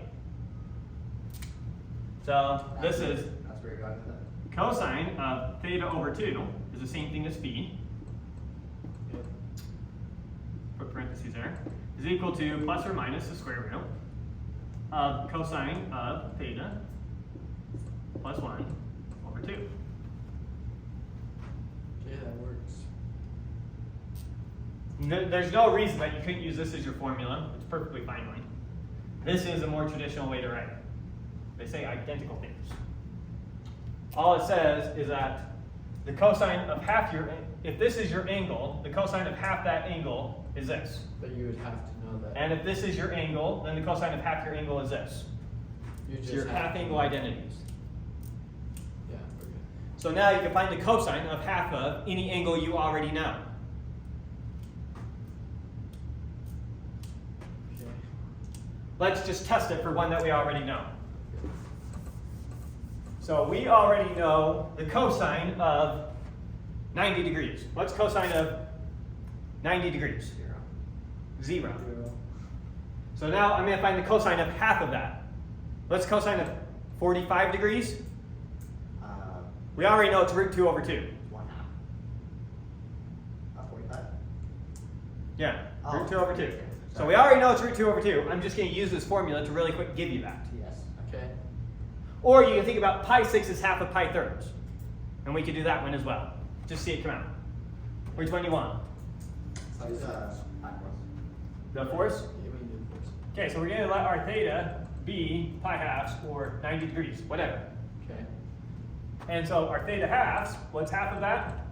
Pi fourths. Is equal to pi fourths. So we're saying, just blindly using this formula, this tells us that the cosine of pi fourths must be equal to plus or minus, we'll have to figure out which one. In our case, we know at pi fourths, it's going to be positive. So we know it's going to be the positive case. The cosine at pi fourths is going to be equal to the cosine at pi halves, which is 0, plus 1 all over 2. Or in other words, it's equal to 0 plus 1 is 1, square root of 1 over the square root of 2. The square root of 1 is 1 over the square root of 2. Multiply top and bottom by square root of 2, and we get root 2 over 2. Okay, so it's just finally using the formula to tell us what we already know. Yeah. Now, of course, that's telling us something that we already knew. You can now do it differently. You can now figure out what is the cosine, this time, of pi 8. And now that's not one you can go look at on your unit circle. Yeah. However, you know that pi 8 is half of pi fourths. So this is going to be the square root of the cosine of pi fourths plus 1 over 2. And now you can figure out what that is. And so this is going to be the square root of, we know cosine of pi fourths is root 2 over 2. Root 2 over 2 plus 1 all over 2. How does that? Do you get a? What is that? Does that simplify to 8? I mean, we can simplify it more. So I'm going to get a common denominator in my numerator. So I can rewrite this as this is the square root of square root of 2 plus 2 all over 2 all over 2. That's multiplying the one top and one by 2. So that we can add these two terms together in the numerator. Okay. And now, dividing by 2 is the same thing as multiplying by 1/2. So this is equal to the square root of root 2 plus 2 over 4. And now we can do the square root at the bottom, that's just 2. So this is going to be the square root of the square root of 2 plus 2 over 2. And there it is. Simplified as it gets. That's as simplified as it gets. When you have a square root of a square root, is that a fourth root? Yes, if we have this, if we have the square root of 2, then yes, that is a fourth root. That would be a fourth root of 2. And yes, in that case it's true. But you can't just apply it to one term and not the other. So it would be. Would it, You can't simplify that more. oh, that makes sense. Good? Yeah. Okay, so that's an example of using it. We need to come up with this one now. So for that next one, same starting point.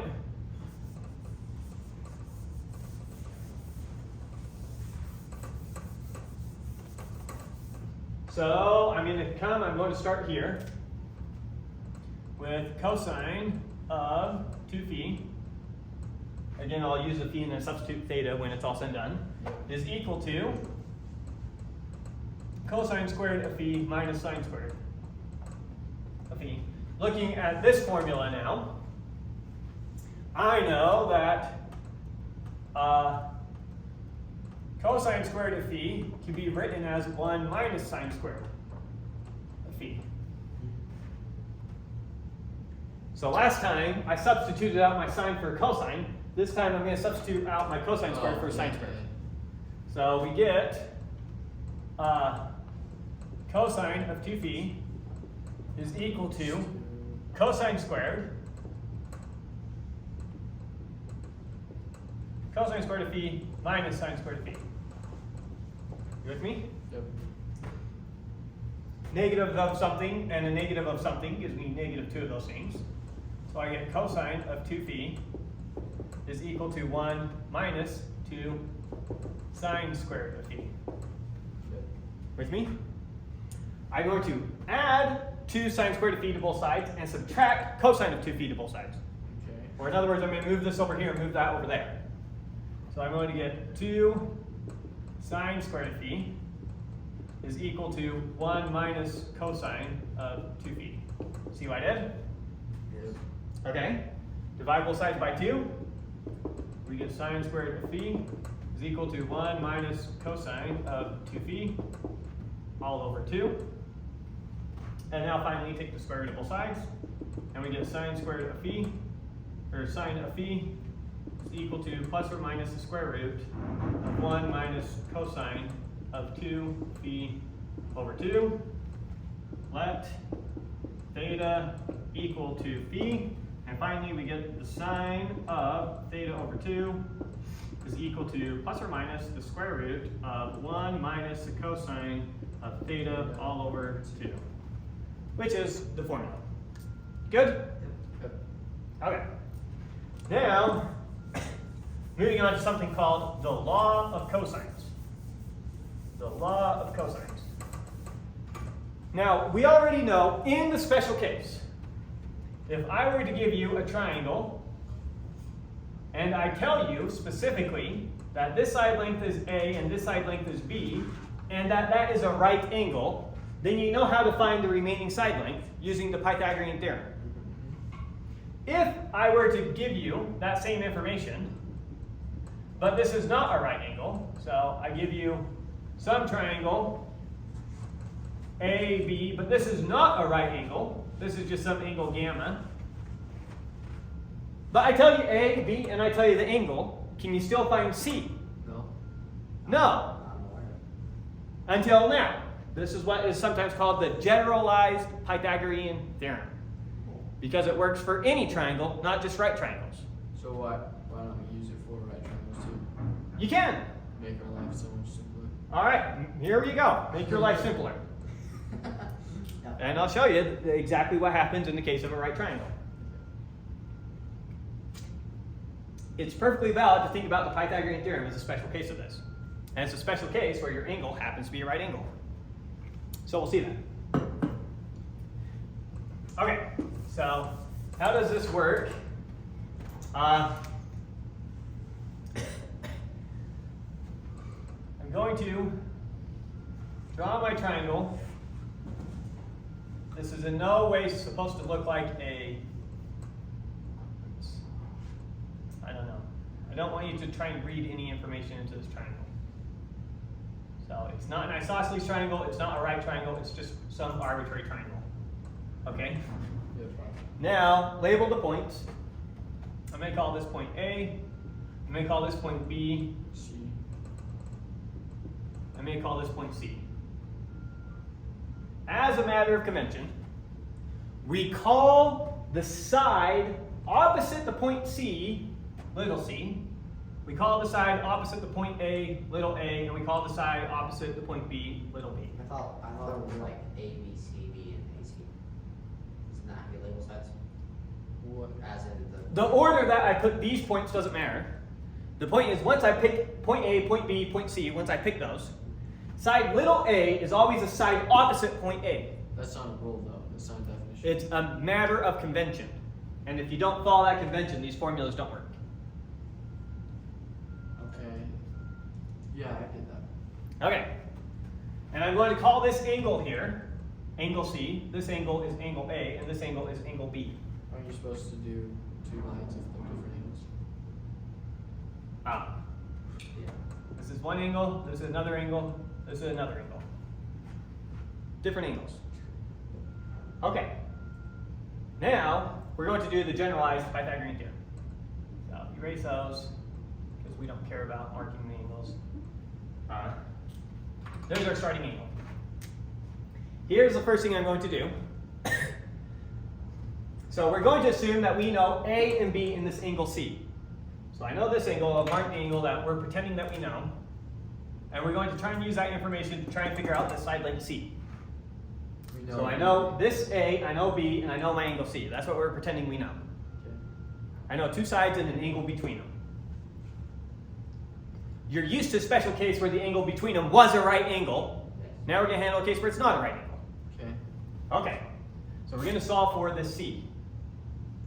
That's what we're after. Well, for C squared is what it's going to turn out to be. Okay, so the first thing I'm going to do is from my point A, I'm going to drop altitude. An altitude is a line that goes down and intersects at a right angle to this. Okay. You with me? Okay. And this altitude has a height of, I'm going to call it H. I don't know what it is. H. Last thing I need to label. So this whole side length is little a. I need to label this portion of the side. Maybe I'll do that in blue so we remember it's not part of the initial picture.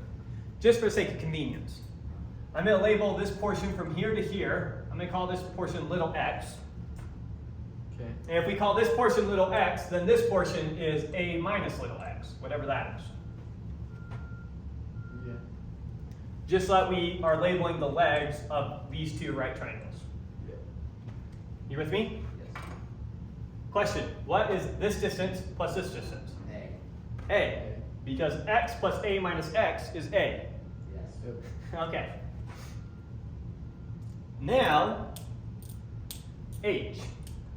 So we have a right triangle over here and we have a right triangle over here. Yep. So for both those triangles we can use the Pythagorean theorem. I thought you said Pythagorean theorem was a special case. I said you can view the Pythagorean theorem as a special case of this. You have to use the Pythagorean theorem to prove it. There's probably other ways to prove it without using the Pythagorean theorem. I don't know. Okay. What did you just say? Read just that last part. Okay, I have two right triangles now. Yes. So we can use the Pythagorean theorem with this triangle and with this triangle. Okay, so looking at this triangle, I know that x squared plus h squared equals b squared. X squared plus h squared equals b squared. Yes, that's correct. Or I'm going to write h squared, tell me if I'm doing too much algebra in one go, is equal to b squared minus x squared. Right. Yeah, makes sense. You see You it? just shifted the x. I just moved the x to the other side. Okay. Okay, similarly, looking at this, I know a minus x squared plus h squared equals c squared. Or in other words, h squared is equal to c squared minus a minus x squared. Okay. Whatever that is. Good so far? They equal each other. Exactly. So this has to equal this. But they're different triangles. What is that? Doesn't matter. H is common between both. B squared minus x squared gives Oh. me h squared. That's correct. Okay. Yeah, they're different triangles, but both those triangles have the same height. So their heights are equal to each other. Here's one way of calculating the height of this triangle. Here's how we calculate the height of this triangle. They have the same height.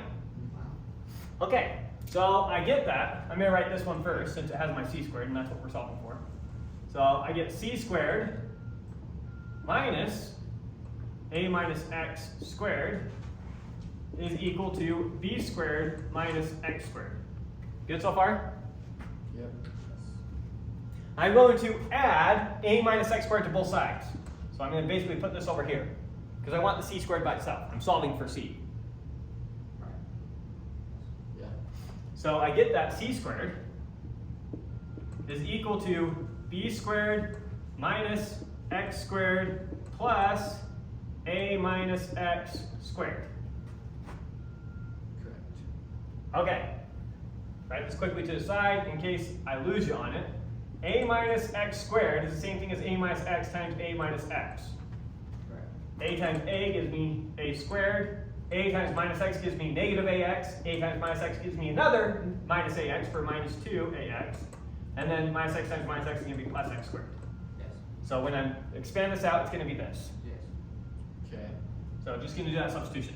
So c squared then is equal to, well, I'll break it up in a few steps. Plus, replacing that with this. So plus should we a go? squared. How did that? Okay, let's take it much slower. That makes sense. I got to distribute everything in here to everything in here. Yes. So a to a gives me a squared. A to minus x gives me minus ax. Okay. Minus x to a gives me minus xa. Minus x to x gives me plus x squared. Negative times negative is positive. Yeah. Minus ax is the same thing as minus xa. The order doesn't matter there. Yep. And I have two of those. So I have an a squared minus 2 ax's plus x squared. Okay. Substituting that in for this Oh, that's. gets us here. Caught up? Uh-huh. Okay. Now, negative x squared, positive x squared. Okay. And I'm going to write my a squared in front here. So it's going to be c squared is equal to a squared plus b squared minus 2ax. With me? Yep. Now we were just using that x as a placeholder, as a dummy variable. Yep. But what is that x now? Looking at this triangle, what is x? Cosine of A. Isn't it? Uh, That's sine of A. Let's draw a triangle. If I tell you that this angle is theta, and our hypotenuse is r, and we're a right triangle, what is x and what is y? Okay. Oh, it's the sine or cosine. X is the cosine of theta. X is cosine of theta So X- if we're on the unit circle. Sorry, it is cosine of theta times r. Just look at this. Oh, Yeah. Multiply both sides by r, and x is equal to what? the cosine of r. X. R cosine of theta. Look, you guys, Yeah, sorry. one of the most common substitutions you make in all mathematics is you're going to be replacing your x with r times cosine of theta, and you are going to be replacing your y with r times sine of theta. You're going to do that a trillion times if you get a half decent degree. Okay. Okay? You got to get comfortable with those. You see how those quickly come from here? That's a very common substitution. Anytime I give you this triangle, you see that x and you y. If you see r and theta, you should instantly be thinking, oh, r cosine theta, r sine of theta. Okay. Yes. Okay, so this x is r cosine of theta, and this is r times sine of theta. Yep. So now, what is this x? R cosine of theta. R cosine of our angle here. Yes. We're going to call the angle c rather than theta. It's b cosine of c. B times cosine of c. Perfect. So we get c squared is equal to a squared plus b squared minus 2a. Let me write what our x is equal to up here. And you can do it in blue to remind us it's that blue x. So that x we know is equal to r times the cosine of this angle, which we're just going to call angle c. Yep. Good? And so now doing that substitution for our x here. So 2 times a times b times the cosine of the angle c between them. Okay. Now we arbitrarily chose how to label these things. Right. Yeah.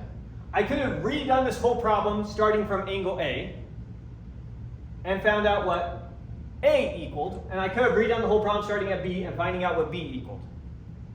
And so there's 3 different ways that this formula is written. Oh yeah. They all say the same thing, it's just a matter of where you start from. Okay. So I drove this top one, but that's just because we chose to start at point C. So this is starting at point C, this is starting at point B, this is starting at point A. Yep.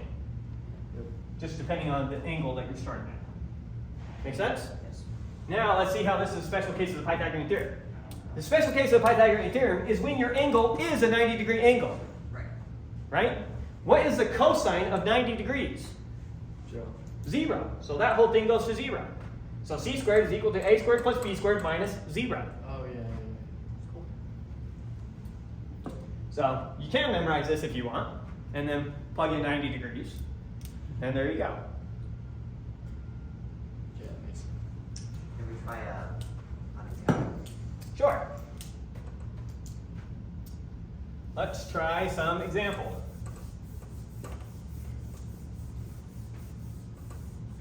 So, we'll start with some triangle.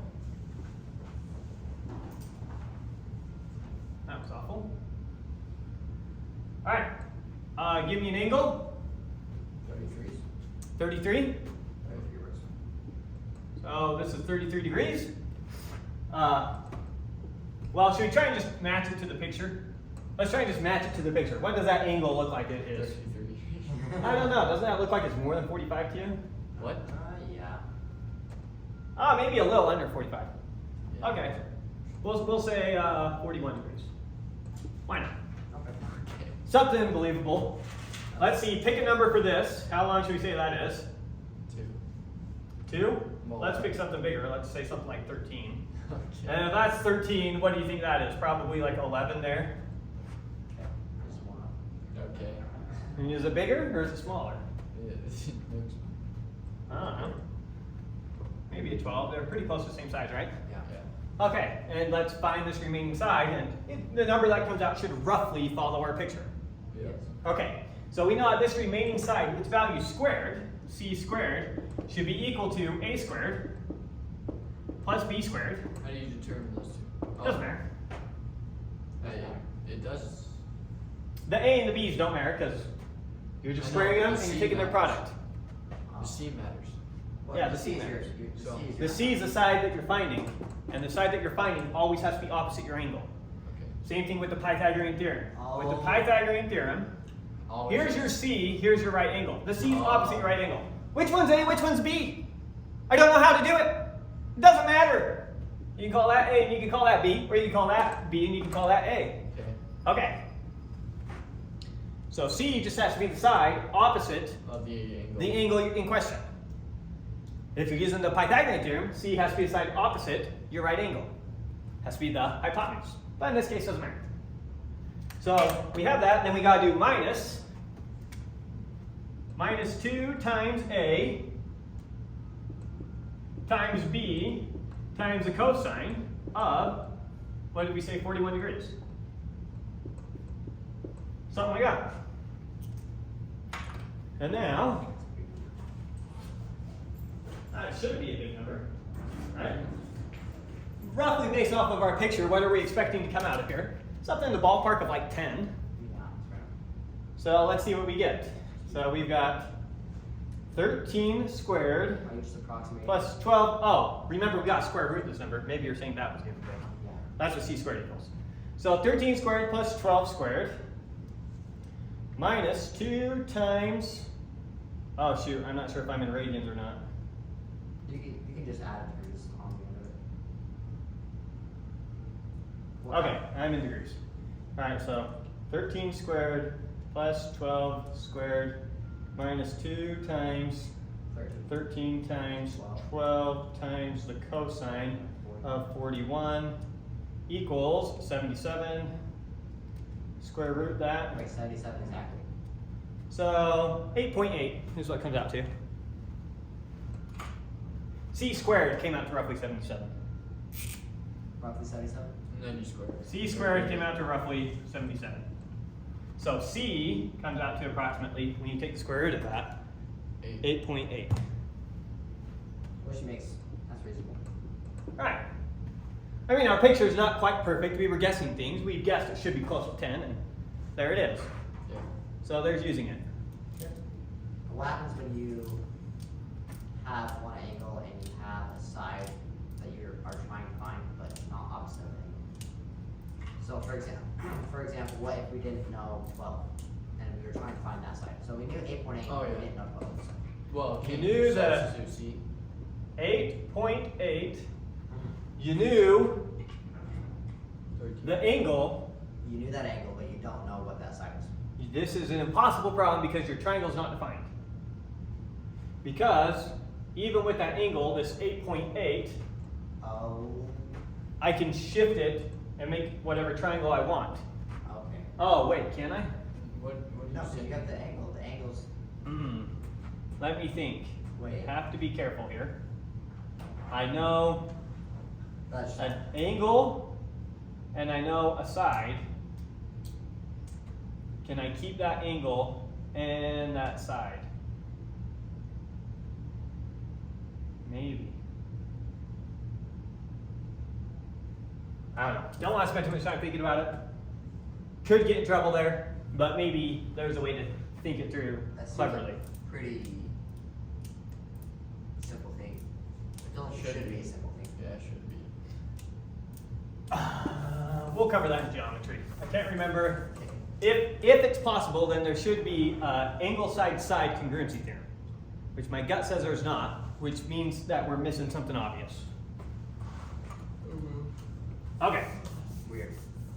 So yeah, we'll handle that case on that. Okay, so we did the law of cosines. Oh shoot. What are the other two? What is b squared and a squared there for if you could just have c squared? Why bother with b squared and a squared? There's no reason to. Okay. It's just if you first label everything and then decide which one you're solving for, versus you're going to label it directly to solve for this one. But this is just relabeling things. Okay. Law of sine. So given any triangle, doesn't matter what the triangle is, A, B, C, we call the side opposite A, little a, side opposite B, little b, side opposite C, little c. Then it turns out that this length over the sine of this angle is equal to this length over the sine of this angle is equal to this length over the sine of this angle. Those ratios will always be the same. Make sense what I'm saying so far? Saying this right here. A over sine of A is going to equal B over sine of B is going to equal C over sine of C. They're all going to be equal to each other. Only if it's an equal triangle. Now, that has nothing to do with the triangle. I may prove it. I'm not saying, look, see? I'm saying, here's what I'm going to prove. Do you understand what we're trying to prove? Okay, yeah. Okay. Yeah, you shouldn't be able to just see that. This is a surprising fact. Okay. It's not obvious. Okay. This is a little later. Yeah, it's not. So, no reason it should be obvious. Okay. Yeah. Pick one of your sides, drop down in altitude. So we've got two right triangles. It always has to be A, doesn't it? Now, For that altitude drop. you're going to make me do this. Drop an altitude down from B, What?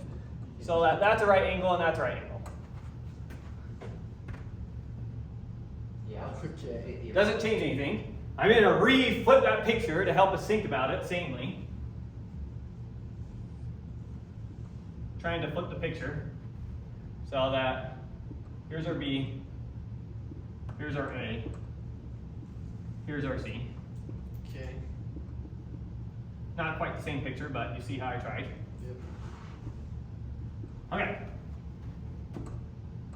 It just helps us think to orient it this way, as opposed to trying to reason about that thing. Yeah, I see. Okay, so flip it. Now, I'm going to call this length of this line h. Yep. Okay. Looking at this triangle, if we know that this angle right here is angle A, what is the height of that triangle? Let's draw it to the side over here really quick. So, I know that my hypotenuse here is little c. We have h there, Yeah. and we have nothing there, but we know that this is angle A. And then you have a right angle. And this is a right angle. Yep. What does h equal? The sine of A. It equals. It's your height. It's the c times sine of It's like A. R times sine R of A. times sine of. Your angle. Yes. Your hypotenuse times your sine of your angle. So That's h is times equal to sine. our hypotenuse times the sine of our angle. Yeah. Okay. Make sense? Yep. Now look at this triangle now. Okay. What does h equal looking at this triangle? Cosine. Hypotenuse times the sine of this angle. Yep. Okay. You see it? Yeah. So h is also equal to, looking at this triangle, h is also equal to our hypotenuse times the sine of our angle. Yep. You see that? Yes. So that's equal to h and that's equal to h, so those are equal to each other. So I know that little c times sine of a is equal to little a times sine of c. Correct. I'm going to divide both sides by sine of a, sine of c. So I'm going to divide this by sine of a times sine of c. I'm going to divide this by sine of a times sine of c. Right? Okay. Okay. Sine of c's go out, sine of a's go out, and we're left with c over sine of c is equal to a over sine of a. Oh, cool. That is nifty. Pretty nifty. And that's showing how two are equal, showing how the last one's equal. It's the same thing. This time, drop my altitude down from a, creating two right triangles. Call the height of this thing, this time we'll call it y. Looking at this triangle, what does y equal? Y is equal to the hypotenuse times the sine of the angle. And looking at this triangle, y is equal to the hypotenuse Okay. times the sine of the angle. Okay. So y is equal to y, so I get b times sine of c is equal to c times sine of b. Divide both sides by sine of b, sine of c, and I'm going to get b over sine of b is equal to c over sine of c. But I already know that sine of c over sine of c is equal to a over sine of a. And I know c over sine of c is also equal to b over sine of b. So they're all equal to each other. Yeah, that's true. Make sense? Yeah. That's cool. That's called the law of sines. That sounds important. Is that important? Huh? Is that important? It's common law. Is it used very often for anything? I mean, it's used frequently enough that it's introduced and made reference to. We'll also see it come up in geometry. Really? Mm-hmm. You're in geometry? Is that a procedure? A similar one. It gives us information. It comes up. Okay. We'll see it. It's a useful enough one. It's a ratio. Remember that sine of a just gives you a ratio. Right. Sine of something is just this ratio. Yeah. And so this is just equating a bunch of ratios with each other. With a particular triangle, which we'll show with geometry. Okay. And now, our last two identities that we're going to prove, these ones aren't really trig identities. Or at least not used very much in trig. I don't remember if they are or not. But this only works when your theta is in radians. In radius? In radians, not degrees. Oh, radius. What are we saying? We're saying that the sine of your angle is always less than your angle. Your height is always less than the value of your angle In radians? in radians, not in degrees. Less than or equal to? Less than or equal to. Okay. Why does that not work in degrees? Just because it doesn't I mean, make sense? it would, but it's under, right? Oh, because radians do Could- work in radians as well. Could it work with degrees as well? Yes, because a degree, going from radians to degrees always just makes the number bigger. So if it's true for radians, it's true for degrees. Well, they're the same thing, it's just a different way of labeling. No, because now this is just showing the numbers. So it happens to work for degrees, but what we care about here is radians. Yeah. Is that 1 minus cosine of theta at the bottom? Yes. Oh. All right. So let's prove this. To do this proof, just need a quarter of the circle. Don't need a full circle. Try and do our x, y. That's terrible. Center's more like right there.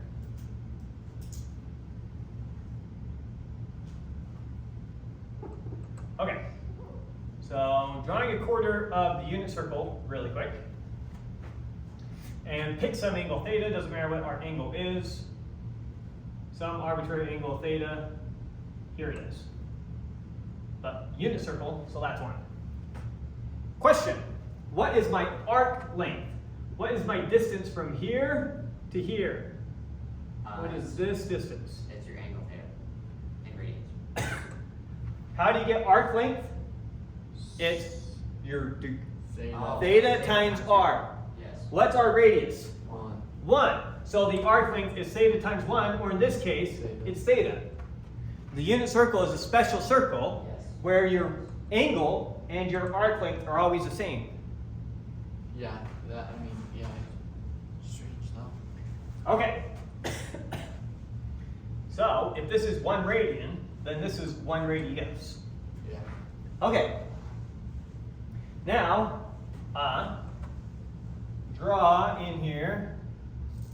Well, we'll drop our altitude down. That's common enough. Drop down our altitude, so it's a right angle. What is this distance right here? It's. Are you.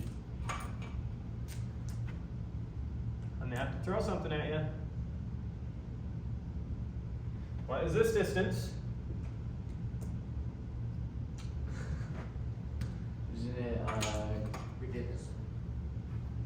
cosine of theta? It's just cosine of theta. Oh. Oh, come on, guys. My bad. Sorry. It's the x-coordinate of this point. My bad. Yes. What is the x-coordinate on the unit circle at angle theta? Cosine. Cosine theta. Trick question. What's the height of the triangle? Sine. Oh, you guys are with it today. All right, that's sine of theta. Cosine theta, sine of theta. Yes. Whew. Now, what is this distance right here? It is It's blue distance. that angle. Do we know what that angle is of the blue line? Doesn't matter. Doesn't matter. What's this distance? It's Cosine cosine theta. theta plus. The whole thing. That's 1. It's 1. It's the radius of our circle. Oh, Yeah, so it's that's just right. 1 minus cosine of theta. This is 1. This is cosine of theta. What's this? It's 1 minus cosine of theta. It's 1 minus cosine theta. This is not that hard. No, it's not. Especially if you saw what we used down there. Yeah, that's cheap. So. 1 minus cosine of theta. Yep. Okay. Okay. Now, using the Pythagorean theorem on this triangle, because this is a right angle, what does the Pythagorean theorem say? It says Squared that plus b squared equals c squared. the two What's our A? Tell me exactly what it's telling me. The legs of the triangle squared is equal to the Alright. hypotenuse. So tell me what to write. What's the equation I'm writing? Cosine of theta squared. One of these are not cosine. We're doing this triangle. Yes. Oh, do not. So it's Minus 1 of cosine theta 1 minus cosine of theta, squared. all squared. Sine of theta equals Sine of theta squared. squared. equals Your C. c. The hypotenuse. What was that? Hypotenuse. Oh, we didn't label our hypotenuse. We'll just call it C for now. Okay, c. Equals C squared. Yep. With me? Now question. How does C compare to theta? Which one's bigger? Theta. Theta. Theta. So this is definitely less than or equal to theta squared. How do we know that for sure? Because, well, you can just look at it. Well, one geometric property is the shortest distance between 2 points is along a straight line. And we know theta is not a straight line. Doesn't matter. It can't get from here to here faster than a straight line. So its distance could be the same as C, but it for sure has to be C or that's- more. Yeah, that's why it's equal to. 'cause If I tell you the shortest distance between 2 points is 10 meters, it's impossible for you to find a path that's less than 10 meters. Yep, that makes So the shortest distance from here to here is C. Theta is a distance from here to here. It is at least C, maybe more. Yep, that makes sense. Okay. That doesn't make sense. Okay? So, notice that this thing squared plus this thing squared is less than or equal to this thing squared. So then for sure, sine squared of theta is going to be less than or equal to theta squared. Right. Because that, even when you add some positive number, is still less than theta squared. So that by itself has to be less than theta squared. Yeah. And similarly, Cos. 1 minus cosine squared of theta Also less than. has to be less than or equal to theta squared. Oh, that makes no sense. Mm-hmm. Yep, that's by default. Okay. Well, I don't know about by default, but this by itself has to be less than or equal to that, and this by itself has to be less than or equal to that. Yeah, Because when you that's- add them together, they're both positive. Notice I'm squaring, so positive number plus positive number. Yeah. Get you. Make sense? Yes. And then so the magnitude of that thing has to be less than the magnitude of that thing, and the magnitude of that thing has to be less than or equal to the magnitude of that thing. And so they get sandwiched this way. Do we square it? Do we square root them? Oh, yeah. The stuff you have right there. is not- So going back to your algebra Oh, class, when you work with inequalities like that, you have to sandwich it on both ends when you start doing radical square rooting, because you have two solutions. But those aren't squared. Huh? Yeah, those are. You are correct. Okay, so taking it down a notch then. So then I know, taking the square root, that this thing, sine of theta, has to be sandwiched between this positive square root of this thing and the negative square root of this thing. So Yeah, okay.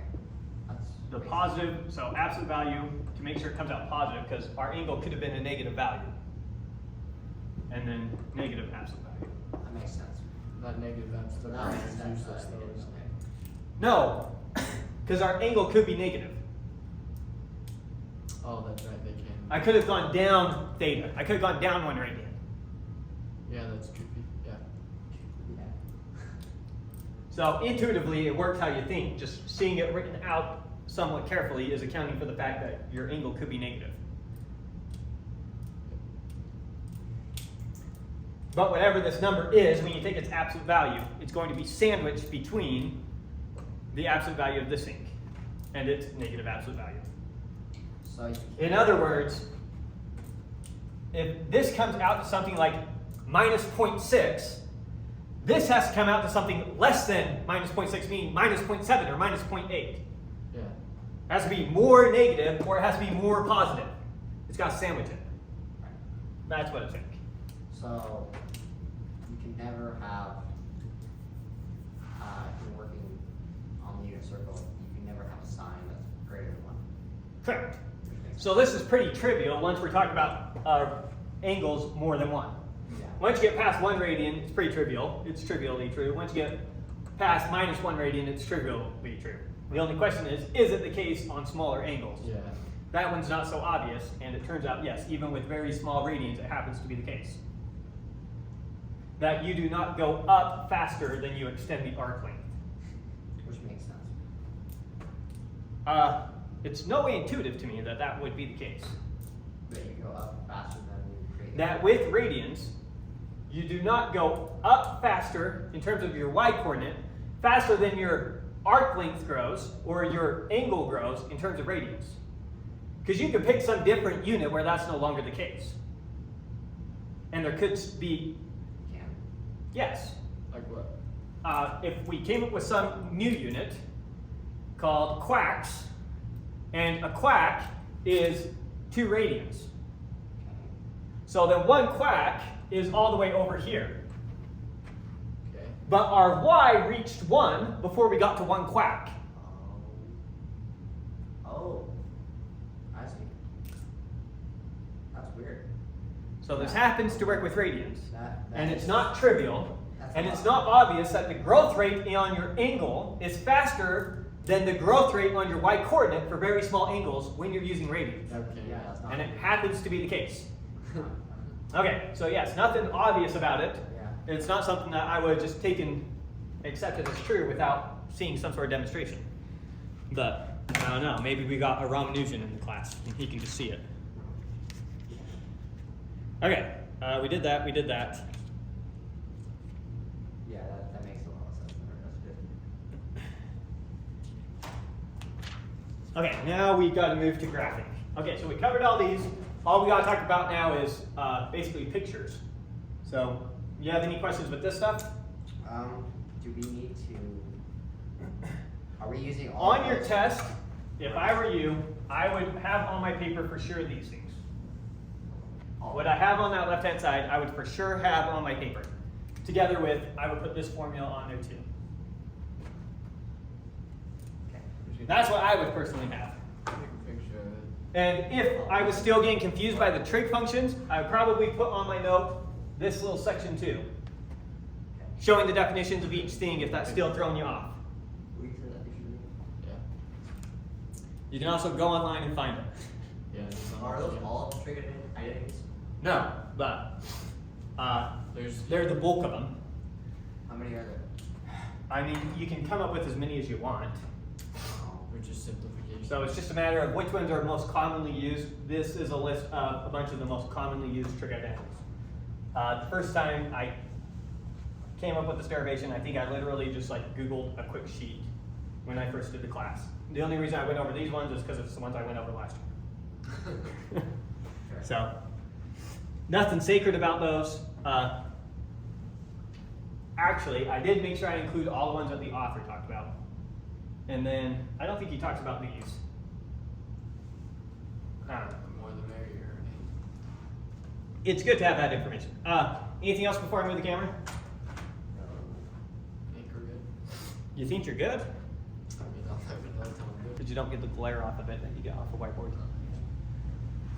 Anyways, so jumping back into it, we're looking now at our 6 trig functions, and we want to get comfortable with the pictures of these things, what they look like. So that's what we're going to be doing next, is getting comfortable with what these things look like. So we're just going to graph them. That's all we're going to do. We're going to do it exactly the way you know and love. So we're going to start with sine of theta. Sine of theta. What is sine of theta? It's the y coordinate at the unit circle. It's a y coordinate on the unit circle at some given angle. Yeah. So what is sine of 0? It is 1. Wait. No. It's, What? No, it's 0. What is the y coordinate at 0? Get your unit circle oriented for you. 0. 0. The y coordinate at 0 degrees, at 0 radians, 0. Yeah, I'll take it plus 1. Okay. Oh, we have to use it. Okay. Yes, you have to use the unit circle. That's why I had you memorize it, and you memorized it, right? Yes. And so you don't even have to look over at that thing. You're just spitting out these answers so fast. That's how it works, but yeah. Okay. What is sine at pi fours? This each take here is pi fours. It's root 2 over 2. Root 2 over 2. Root 2 over 2 is roughly, Oh, pi force. root 2 over 2, what is that roughly? Plug that to your calculator really quick. Like 0.7-ish? Check it. So 0.707. we'll try and be somewhat accurate here. Now at pi halves, what's sine? 1. 1. Now at 3 pi fourths, it's also root 2 over 2. 2. What is at pi? 0. 0. What is at 5 pi fourths? Negative root 2 over 2. Negative root 2 over 2. Trying to do that somewhat accurately. And then what is it at Negative 1. 3 pi halves? Thank you. Negative 1. And then we're going to have minus root 2 over 2. And then we're going to have 0. What are we back over here? Same thing. Root 2 over 2 again, right? Yep. So root 2 over 2, 1, root 2 over 2, 0. Okay. Similarly, going backwards, what is it at minus pi halves? It's just the same thing, so it'd be negative root 2 over 2. Minus pi halves.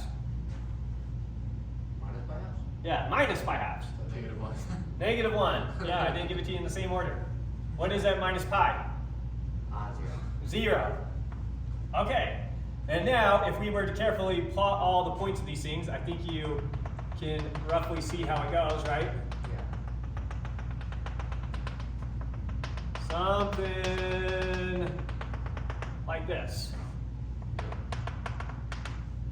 Now I'll try and draw it in somewhat nicely.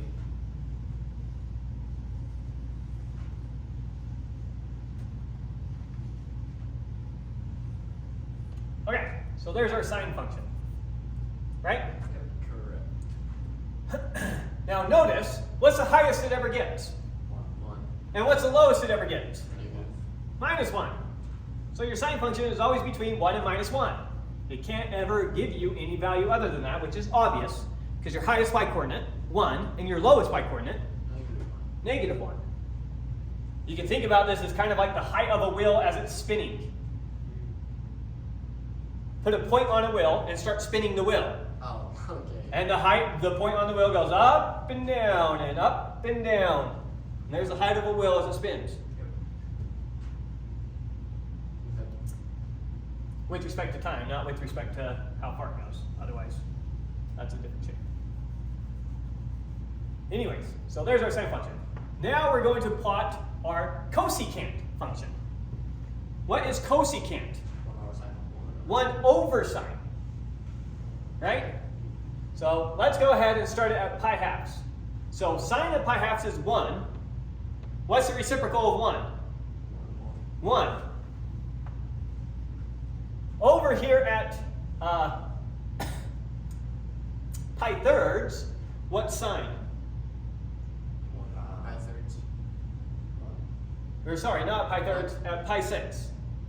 So here's pi fourths. Let's just put that on here to help us see. Here's pi halves. Here's 3 pi fourths. Right?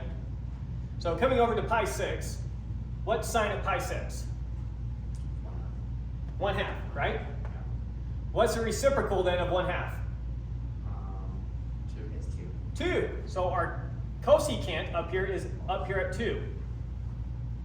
Okay. Right? And over here, our sine was 1/2, so our cosecant is going to be up here at 2. You with me? Yep. Yeah. And as our sine, notice as our sine gets closer and closer to 0, Yeah. what does the reciprocal get closer and closer to? So if our sine, for example, is 0.0001, let's talk about just right there, where the height is 0.0001 of our sine function. What is a reciprocal of 0.0001? It's a huge number. What's 1 over 0.001 equal to? Very, very number. Yeah. It's going to be equal to, what is it, 10,000? Yes. Right? And so, as our function, as sine gets closer and closer to 0, this thing shoots up. So our secant function here is shooting up like this. And then we never see it again. And at 0, it's taking off towards infinity. So there's what we call an asymptote there. An asymptote is a line it approaches but never touches. Right. Similarly, notice sine is getting closer and closer to 0 here. So here it's also taking off to infinity. So there's an asymptote through pi. And it approaches that line but never quite reaches it. Make sense? Yep. Let's come look at what's going on over at this part of the graph. What's the reciprocal of -1? With negative 1. -1, so it's still right here. What's the reciprocal of -1/2? Negative 2. -2, so right there it's over here. That's Over here, -2, -2, and then here it's approaching 0 again, and so you get this.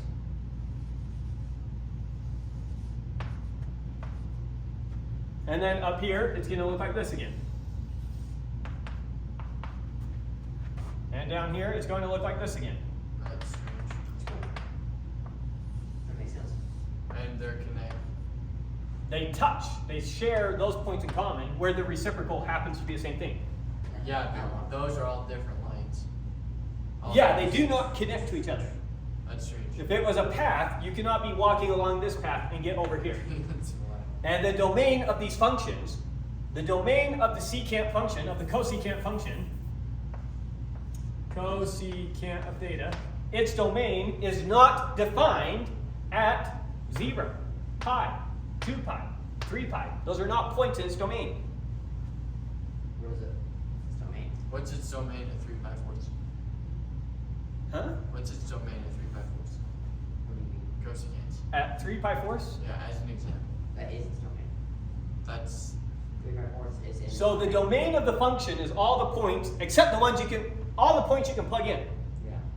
Oh, yeah. The only points that I can't plug in are pi, or 0, pi, 2 pi, 3 pi, etc. So it's just undefined, just broken up.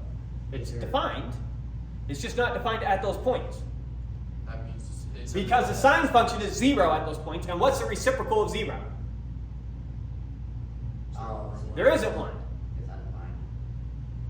0 over 1 is 0. Now let's look at its reciprocal. 0. The reciprocal of that is 1 over 0. Yeah, undefined. That's why Undefined. I'm saying the thing will be broken up. Meaning you'll have defined and then undefined, which is what you were saying. Meaning that there's points that are not in its domain. Yeah. The sine function is defined for the entire domain. Yes. Its secant function, or cosecant function, Yeah. does not have those points. Make sense? Okay. Last thing to notice is this function is an odd function. It is. Both of them. It has symmetry with respect to the origin. In other words, if I were to take this thing and fold it across the y-axis, and then fold it across the x-axis, it would land on itself. No, it would. Yeah. You see that symmetry? Yeah. Okay. Or another way to think about it is, the height at an angle and the height of the negative of that angle are the same thing. Drag this into here. So, look at the height at 45 degrees. Oh, sorry.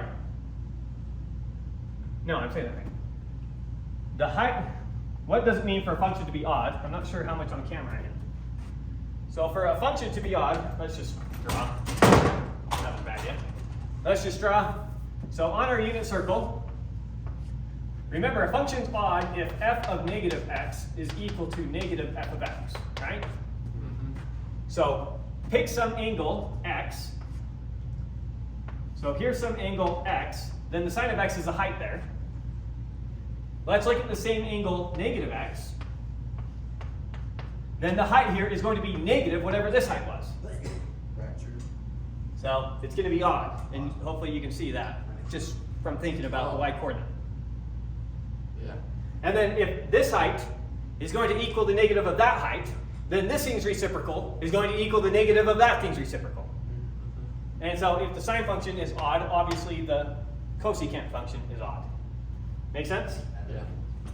Okay. Now let's move on to our next functions, the cosine function and the secant function. Same process. Should be the same, but shift over. So what is a cosine at 0? 1, right? Yes. What is a cosine at pi halves? What's the x coordinate at pi halves? 0. Yeah. What is the x coordinate at pi? 1. Negative Negative 1. one. Sorry, negative 1. And then over here at 3 pi halves, we're back to 0. At 2 pi, we're back up to 1. And then here, we're back to 0. And then at 3 pi, we're back to negative 1. Much more rigid form of sine. Huh? So, oh no. Never mind. And so if we were to try and plot this thing, do some guiding lines first. Ooh. Harder to do when I'm yelling.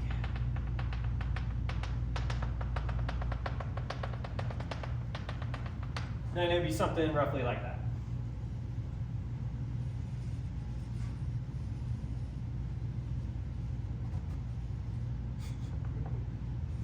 Hard to draw and move it. There's our cosine function. Now notice our cosine function looks very close to our sine function, just shifted some. Right? Yeah. Okay. Now our secant function is the reciprocal of our sine function. So again, the secant function is the reciprocal of our cosine function. So wherever cosine is 0, secant is undefined. So our asymptotes are going to be everywhere that cosine is 0. Okay. And then the reciprocal of 1 is going to be 1, and from here on out it's going to shoot up, same as before.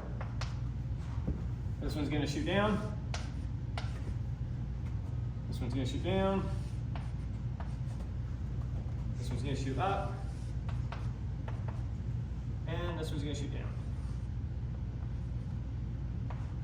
Make sense? Yes. Yeah, it does. Notice cosine and secant are even functions. They're symmetric with respect to the y-axis. If I fold it over the y-axis, it lands on itself. Or, thinking about it, what does it mean for a function to be even? It means that f of x is equal to f of negative x. Right? So, oops, could use that same picture. Do our circle, pick some angle x. What's our x coordinate there? Maybe pick some angle theta. What's our x coordinate there? Now compare it to our x coordinate if we would have instead did negative theta. How does this x coordinate compare with this x coordinate? They're the same. So f of x is equal to f of negative x in the case of cosine. Yeah. Cosine of theta is equal to cosine of negative theta. Make sense? Yeah. Okay, so those ones are even. Okay, finally, we've got the tangent function and the cotangent function. Their graphs. On the camera, can you see this vertical line? Yeah, but I can't see anything past Okay, the I'm just f making of sure x. that all this space is good.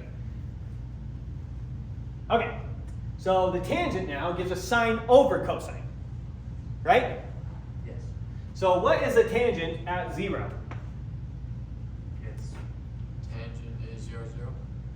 0. Tangent at 0 is sine of 0 is 0. sine of 0, it's 0 Oh, over cosecant 1. is 1 though. We're It not- doesn't matter, we're talking about tangent. Yeah, we're not there Tangent of theta is equal to sine of theta over cosine of theta. yet. So Yeah. it's 0. So sine is 0. So at 0, it's 1 over, or it's 0 over 1, Yeah, which is 0. So tangent at 0 is 0. yeah. Okay, let's do the tangent at Pythagoras. Yeah, it's root is 1. Got 1. It's root 2 over 2 over root 2 over 2, 1. which is 1, which we already know.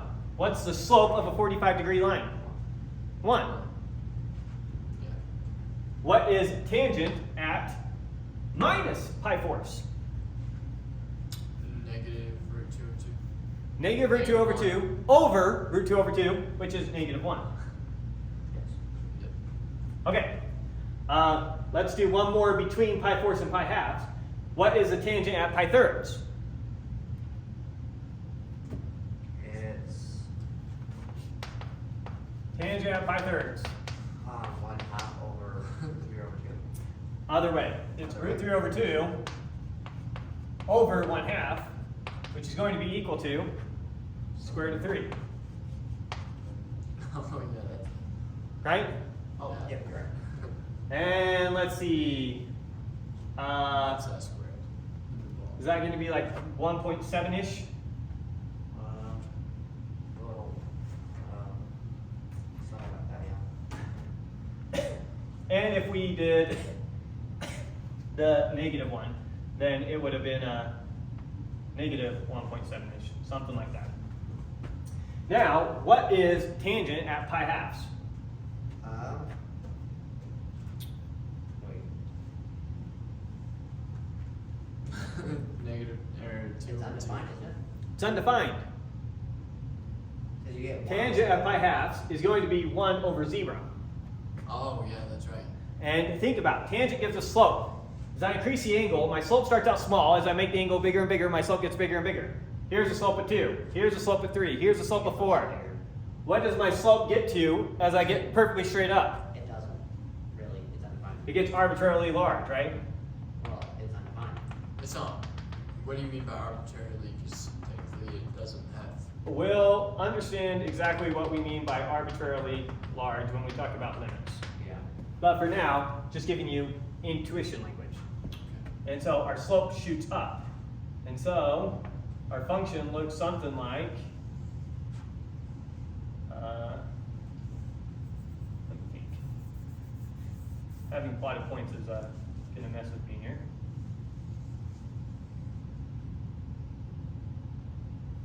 Gotta turn faster. Something like that. We It's get- gotta come down, go flat, and then shoot back out. get the idea. Because the slope at 0 is 0. Okay. Something like that is what it should look like. And then it repeats. And then it repeats. So over here at 3 pi halves, we have another asymptote. And then we're going to get a similar looking thing. Something like that. And similar looking thing over here. Okay. It's terrible. I gotta do it this way. Whatever it is. So it repeats over and over again. Cotangent does the exact same thing. Just split. Just flip everything and then shift it over. Right. Because its asymptotes are going to be where this thing's 0. Yeah. Yeah. So So just to draw one of them on there, maybe in blue chalk, it would look something like this. One of them would look like this. you have blue chalk? It doesn't draw well, so you never use it. But something like that would be one of your cotangents. Decline. Yeah, it's a decreasing function, whereas the other one was an increasing function. That makes sense. And both tangent and cotangent are going to be odd functions. If you flip it this way and flip it this way, they land on each other. Make sense? Yeah. Okay. Last thing we gotta talk about is some shifting, and then we're done. We're almost done. We're almost. Wow. Yeah, this lecture took way longer this year than last year. Why? Okay. Can I see the whole thing? Yes. Okay, reminder from what we ended with last time. If I've got some function and I add d to it, that gives it a vertical shift up or down. If d is a positive number, that shifts my function up. If d is a negative number, that shifts it down, right? Yes. F minus h gives me a vertical shift, however much h is. Right. If I plug in 2, that's shifting it 2 units to the right. If I plug in negative 2 for h, that shifts it 2 units to the left. Yes. Putting a c in front of my function stretches it vertically. C is what? What does C represent? Is that Some number greater than 1. Okay. Could be 5, could be 10. If I plug in 5 there, that stretches my function by a factor of 5. What happens if you put a negative number there? Well, c is understood in this context to be a number greater than 1. So, c is supposed to be a number greater than 1. And then for here, 1 over c is going to compress my function, squish it vertically. For a horizontal stretch, to stretch my function out, you do 1 over c. And for a horizontal compress, you do c times x. Yeah. So that's recap from last time. Combining that all together in one go. I can do y is equal to a times f of b times x minus c plus d. D gives you your vertical shift. C gives you your horizontal shift. B gives you whether you're compressing or stretching it horizontally. If b is a big number, then you are compressing it. If b is a small number, then you're stretching it. Yeah. And then A is stretching and compressing vertically. A and B, they're backwards from each other. A bigger number, stretches, and A, a smaller number, compresses. Yeah. Make sense? Okay. So, replacing our function now with the sine function. This is called a sinusoidal function, a sinusoidal wave. You deal with these types of functions a lot. The sinusoidal. Just a name. It uses a sine function. Your function is sine. Because remember, sine is this wave. Here's what it looks like. Yeah. So just to give you a taste of it really quick, let's look at something like sine of, we'll do 2 theta. Let's look at what that does. And quickly graph this out. Sine of 2 theta. So here we have pi, here we have minus pi. Compress. So sine at 0 is still 0. Now let's see what we get when we go over to pi fourths. Pi fourths, plug that in. Pi fourths times 2 is pi halves. Sine of pi halves is 1. So we're already up here to 1. We'll make this one a negative 1. So it just stretches it out. Whoa. And then over here at pi halves, plug in pi halves. 2 times pi halves is pi. Sine is back to 0. Wouldn't it compress it? Yes, this is going to compress it. Oh, yeah. So you see how it's compressed? Oh. So now it's altered going back up and down way faster. Yeah, I I got missed my point there, but you get it. Putting a 2 there compressed it horizontally. Whereas if I would have put a 1/2 there, that would have stretched it horizontally. Similarly, imagine that I put a 3 in front of here. That would have scaled everything up to 3. So rather than 0 giving me 1, 0, plugging in 0, sine of 0 is 1 times 3 would have given me 3. Oops. Wait, Not plugging in 0, plugging in pi fourths. Oh, okay. Oh. Pi fourths, 2 times pi fourths is pi halves. Sine of pi halves is 1. 1 times 3 is 3. Right. And so if we would have done that, then that would have made it shoot up to 3 and down to -3. Up to 3, down to -3, following the same pattern. So that is called the amplitude. So here's our sinusoidal wave. The A in front, that's what gives us this up and down. We call that the amplitude. Sine, D and C just give us the shift like we know and love. Right. D is a shift up, C is a shift over. This B here we call the period. Stretch. Yes. Which is responsible for stretching or compressing it. Yes. Now the period is how long it takes a function to repeat itself. So quick definition up here. A function f of x is periodic if there exists some real number p, positive real number p, such that f of x plus p is equal to f of x. So if the function, if adding on some number always makes the function give us the same value that we used to have, it's a periodic function. Notice that this function is a periodic function. Because if I add 2 pi, I always get the same result. Oh. Notice that sine of x is always equal to sine of x plus 2 pi. Those never give me any different answers. Oh. So sine is a periodic function. Periodic functions will have this wave behavior. They'll be repetitive somehow. Not necessarily a wave. A tangent is also a periodic function. And in that case, the period would be pi halves. Because adding pi halves always gives you the same thing as not having pi halves. Okay, so a function f of x is periodic if there exists some positive real number p such that f of x plus p is equal to f of x. The smallest such p is called the period of the function. The smallest thing I can add here to make sure this is always the case. Because notice with sine, I could have also said sine of x is always equal to sine of x plus 20 pi. That's also true.